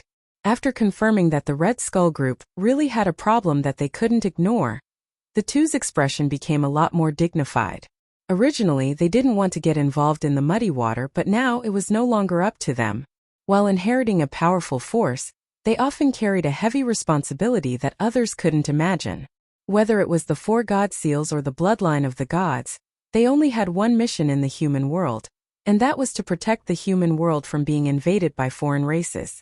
Now that a shadow suspected to be a demon had appeared, the 2 couldn't just sit back and do nothing. For the time being, the 2 decided on a strategy. According to Embark, they first went to the room where the maid was imprisoned, and then acted according to the situation. In a room on Bewitching Wind Island, a group of female slaves who had just been escorted into the castle were leaning against the wall in panic. They were all the daughters of fishermen at sea, but now they were forcibly taken to the island by a group of island pirates. Their future seemed to be doomed. They would become the tools of this group of pirates. They would either be assimilated into demons or live like walking corpses. There was also a possibility that they wouldn't even have the chance to live before being trampled to death. Zicheng woke up from her coma, and the first thing she saw was a room full of crying girls. These girls had dark skin, and only a few of them were fairer. But compared to Zicheng, they were several levels lower. Zicheng carefully recalled what had happened. Her travel mission this time was to go to the North Sea Ice Country to bring back 30 magic cores of magical beasts, unique to the Ice Country. Their group, including the senior leading the team, had a total of 7 people. She didn't expect that on the way to the Ice Country, she would encounter a powerful storm. She was knocked off the ship by a huge wave, and then she didn't know what had happened. In order to figure out what had happened, she immediately used some special functions of the system to call back the image of her after the accident. Many scenes immediately appeared in her mind, from her being knocked off the boat by the huge waves, To her being washed to a beach by the sea, to being rescued by the fishermen, to the most unexpected turn of events when she encountered the pirates who wanted to kidnap her. The pirates asked the village to hand over 10 girls to them, and they wouldn't touch the others. The fisherman who saved him originally wanted to hand over his daughter, but because their family was the poorest, they had no status in the village. The other girls who were handed over were the same. Either their family had no money or power, and they had no choice but to sacrifice themselves for the village, or they had too many daughters at home and didn't care about pushing 1 or 2 of them to death. In order to protect their daughter, the family who saved her handed her over, while she was still unconscious. She was taken away by the pirates. In order to let her live, the pirates gave her recovery medicine. Zicheng smiled bitterly. Should she thank those pirates? If it wasn't for the recovery medicine with her weak body, she definitely wouldn't have woken up in 3 days. There was also the fisherman's family. They saved her, and she should thank them for saving her life. It was a pity that they handed her, an innocent person, over in order to survive. Fortunately, she wasn't harmed by those filthy pirates. If anything happened to her, she wouldn't let off a single one of them. With the help of the system, Zicheng quickly figured out her situation. She had to leave this place. Master! Master, you're finally awake. A cheerful voice echoed in Zicheng's mind. She knew that this was the voice of her contracted spiritual pet, the treasure-seeking mouse. The treasure-seeking mouse was a pet that Zicheng exchanged with her favorability points from the system. This pet's attack power was so low that it basically had no attack power, but it had one advantage, which was that it could find treasures. It was because of this function that she used a large amount of points to exchange for this little thing. Baby, Zicheng gently replied in her mind. Master, this baby sensed the aura of a treasure underground. Let's go find it quickly. The baby treasure-seeking mouse excitedly said in Zicheng's mind. There was a treasure. Zicheng's eyes lit up. This was good news. Although she had the system, treasures in the outside world were still useful to her. If she couldn't use them herself, she could sell them to the system store. The store would then exchange the favorability points with her. With the points, she would be able to buy what she wanted. Baby, don't be anxious. Now is not the time. Let's wait a little longer. At this moment, Irene, who was doing a traveling mission in the Sand Country, felt a little uneasy. Could it be that something had happened to the female lead? After carefully thinking about the plot, Irene's eyes suddenly lit up. She thought of me. At this time, the plot must have progressed to the bewitching Wind Island dungeon. Demon Wind Island was the headquarters of the Red Skull Pirates. On the way to do a mission, the female lead encountered a storm and was saved by a fisherman. Then, the woman was very unlucky and was captured by the Red Skull Pirates, who happened to enter the village to capture women. They brought her into the pirate's lair. However, the female lead was still the female lead. Even if she was in the pirate's lair, there were still opportunities waiting for her. The female lead would encounter one of her greatest opportunities there. The Demon Suppressing Sword. The Demon Suppressing Sword was an ancient divine sword. It was originally Longza Gamer's sword. Back then, when the demon ancestor attacked the human world, Longza Gamer used this sword to fight against the demon ancestor's chief general, the Purple Demon. The Demon Suppressing Sword was left in the deep sea as a sealed item. The Purple Demon was also suppressed forever, until the female lead pulled out the Demon Suppressing Sword for her own selfish reasons and released the Purple Demon. After the Purple Demon was released, evil thoughts grew in its heart, and it continuously slaughtered the human experts and ordinary people in the human world. Blood flowed like rivers on the sea. Many island countries were destroyed by the Purple Demon. At this time, Zicheng stepped forward bravely and eliminated the Purple Demon with the emissary sent by the Star Hall. No one knew that she was the culprit who released the Purple Demon. Instead, they thought that it was done by the Red Skull Pirates. Just like that, the Red Skull Pirates took the blame for the female lead, and the female lead became the embodiment of kindness and justice. While enjoying the praises of the people, she was also recognized by the Star Hall. After that, she advanced triumphantly and created countless legends. In the past, when she read the book, she didn't feel it. Now that she thought about it again, she really felt that the female lead was a jinx. Wherever she went, she would be unlucky. Wherever she went, she would get into trouble. The few great calamities of the heavenly wind continent were all related to the female lead. These great calamities killed countless living beings, but the female lead stepped on the corpses of others and climbed up like a saint. She climbed up to the god realm and was praised by everyone. Irene sighed. This time she wasn't in the same team as the female lead. The two of them went to different places. She couldn't abandon the mission and chase after the female lead. It was even more impossible for her to warn others that the female lead would release the monster. She hoped that the plot would be as awesome as usual and deviate the plot as far as possible. In any case, it had already deviated so many times before. This time it should be as usual. There shouldn't be a problem.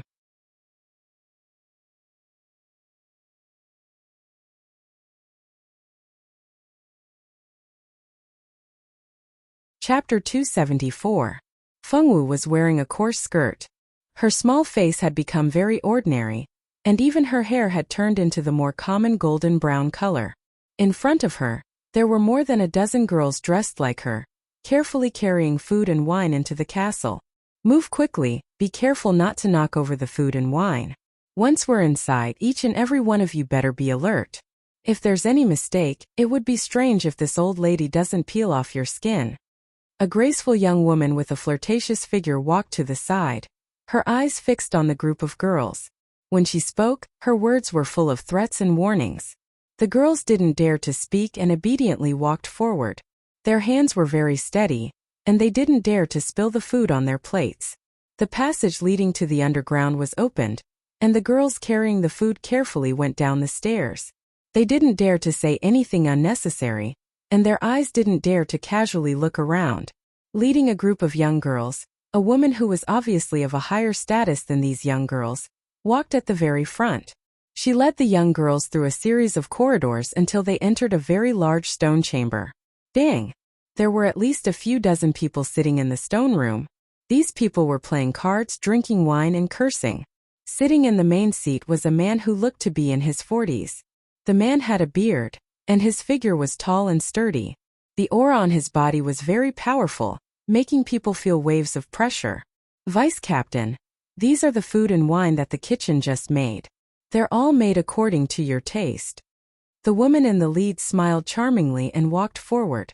When the pirates at the side saw someone touch her buttocks, she didn't get angry. Instead, she was full of coquettishness and anger. When the pirates saw that, they felt their blood boil. And they hated that they couldn't hug the beauty and have 300 rounds with her. You've worked hard. Darling Nar, quickly come and drink with me. The vice captain looked at her chest with bad intentions, and beckoned the woman named Nar over with his finger. Nar didn't refuse. She smiled charmingly and pushed one of the girls away with her buttocks, taking the seat for herself. The girl who was pushed away fiercely glared at Nar and secretly cursed her for being a coquettish fox. However, she didn't dare to cause trouble in front of the vice captain. The group of girls seemed to be very used to this kind of scene. They didn't say anything, and their expressions didn't even change as they took turns to serve the dishes. Fortunately, Fengwu was a girl with facial paralysis. If she showed any emotion at this time, it might be noticed by others. Speaking of which, there was a reason why Fengwu disguised herself as a maid. Not long after Mingxi and the others sneaked in, Fengwu was also thinking of ways to sneak in.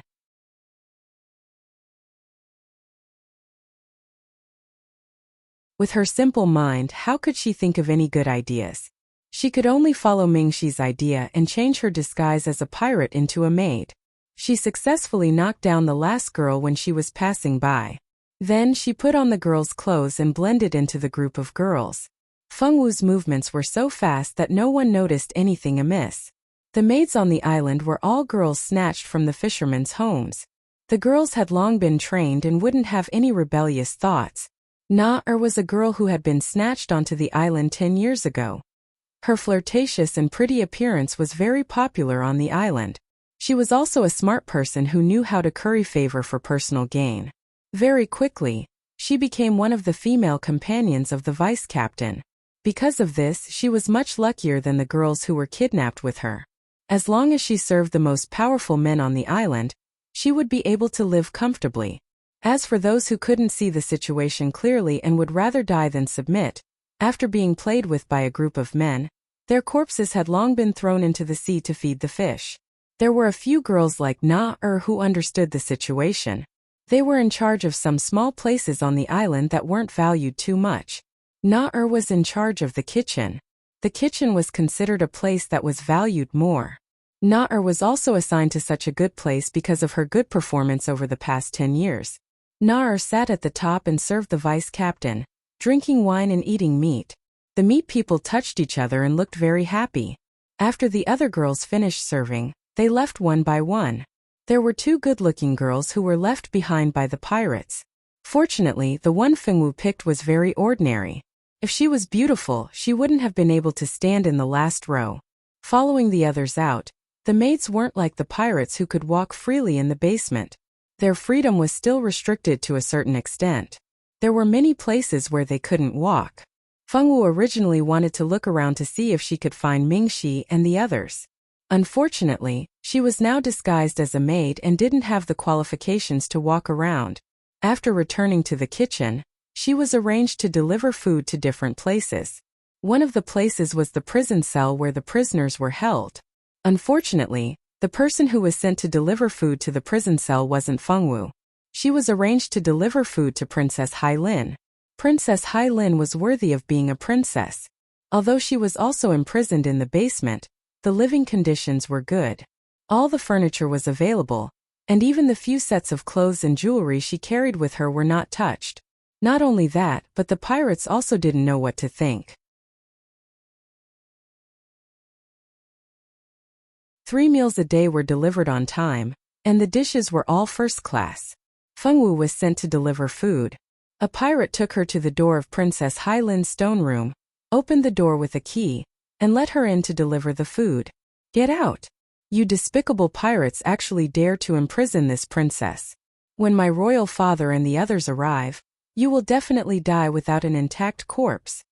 As soon as Fengwu entered the stone room, a vase flew towards her. Fortunately, Fengwu dodged quickly. If she was a little slower, her head would have been broken and bleeding. Several of the maids who delivered food before were tortured by Princess Hailin. The pirates didn't care about the life or death of a maid. As long as the princess didn't make trouble, they didn't care even if the maid was killed. The vase hit the stone wall with a bang and broke into pieces. Fengwu was still holding the plate in her hand, and the food on it didn't spill. Princess Hailin seemed surprised that she dared to dodge.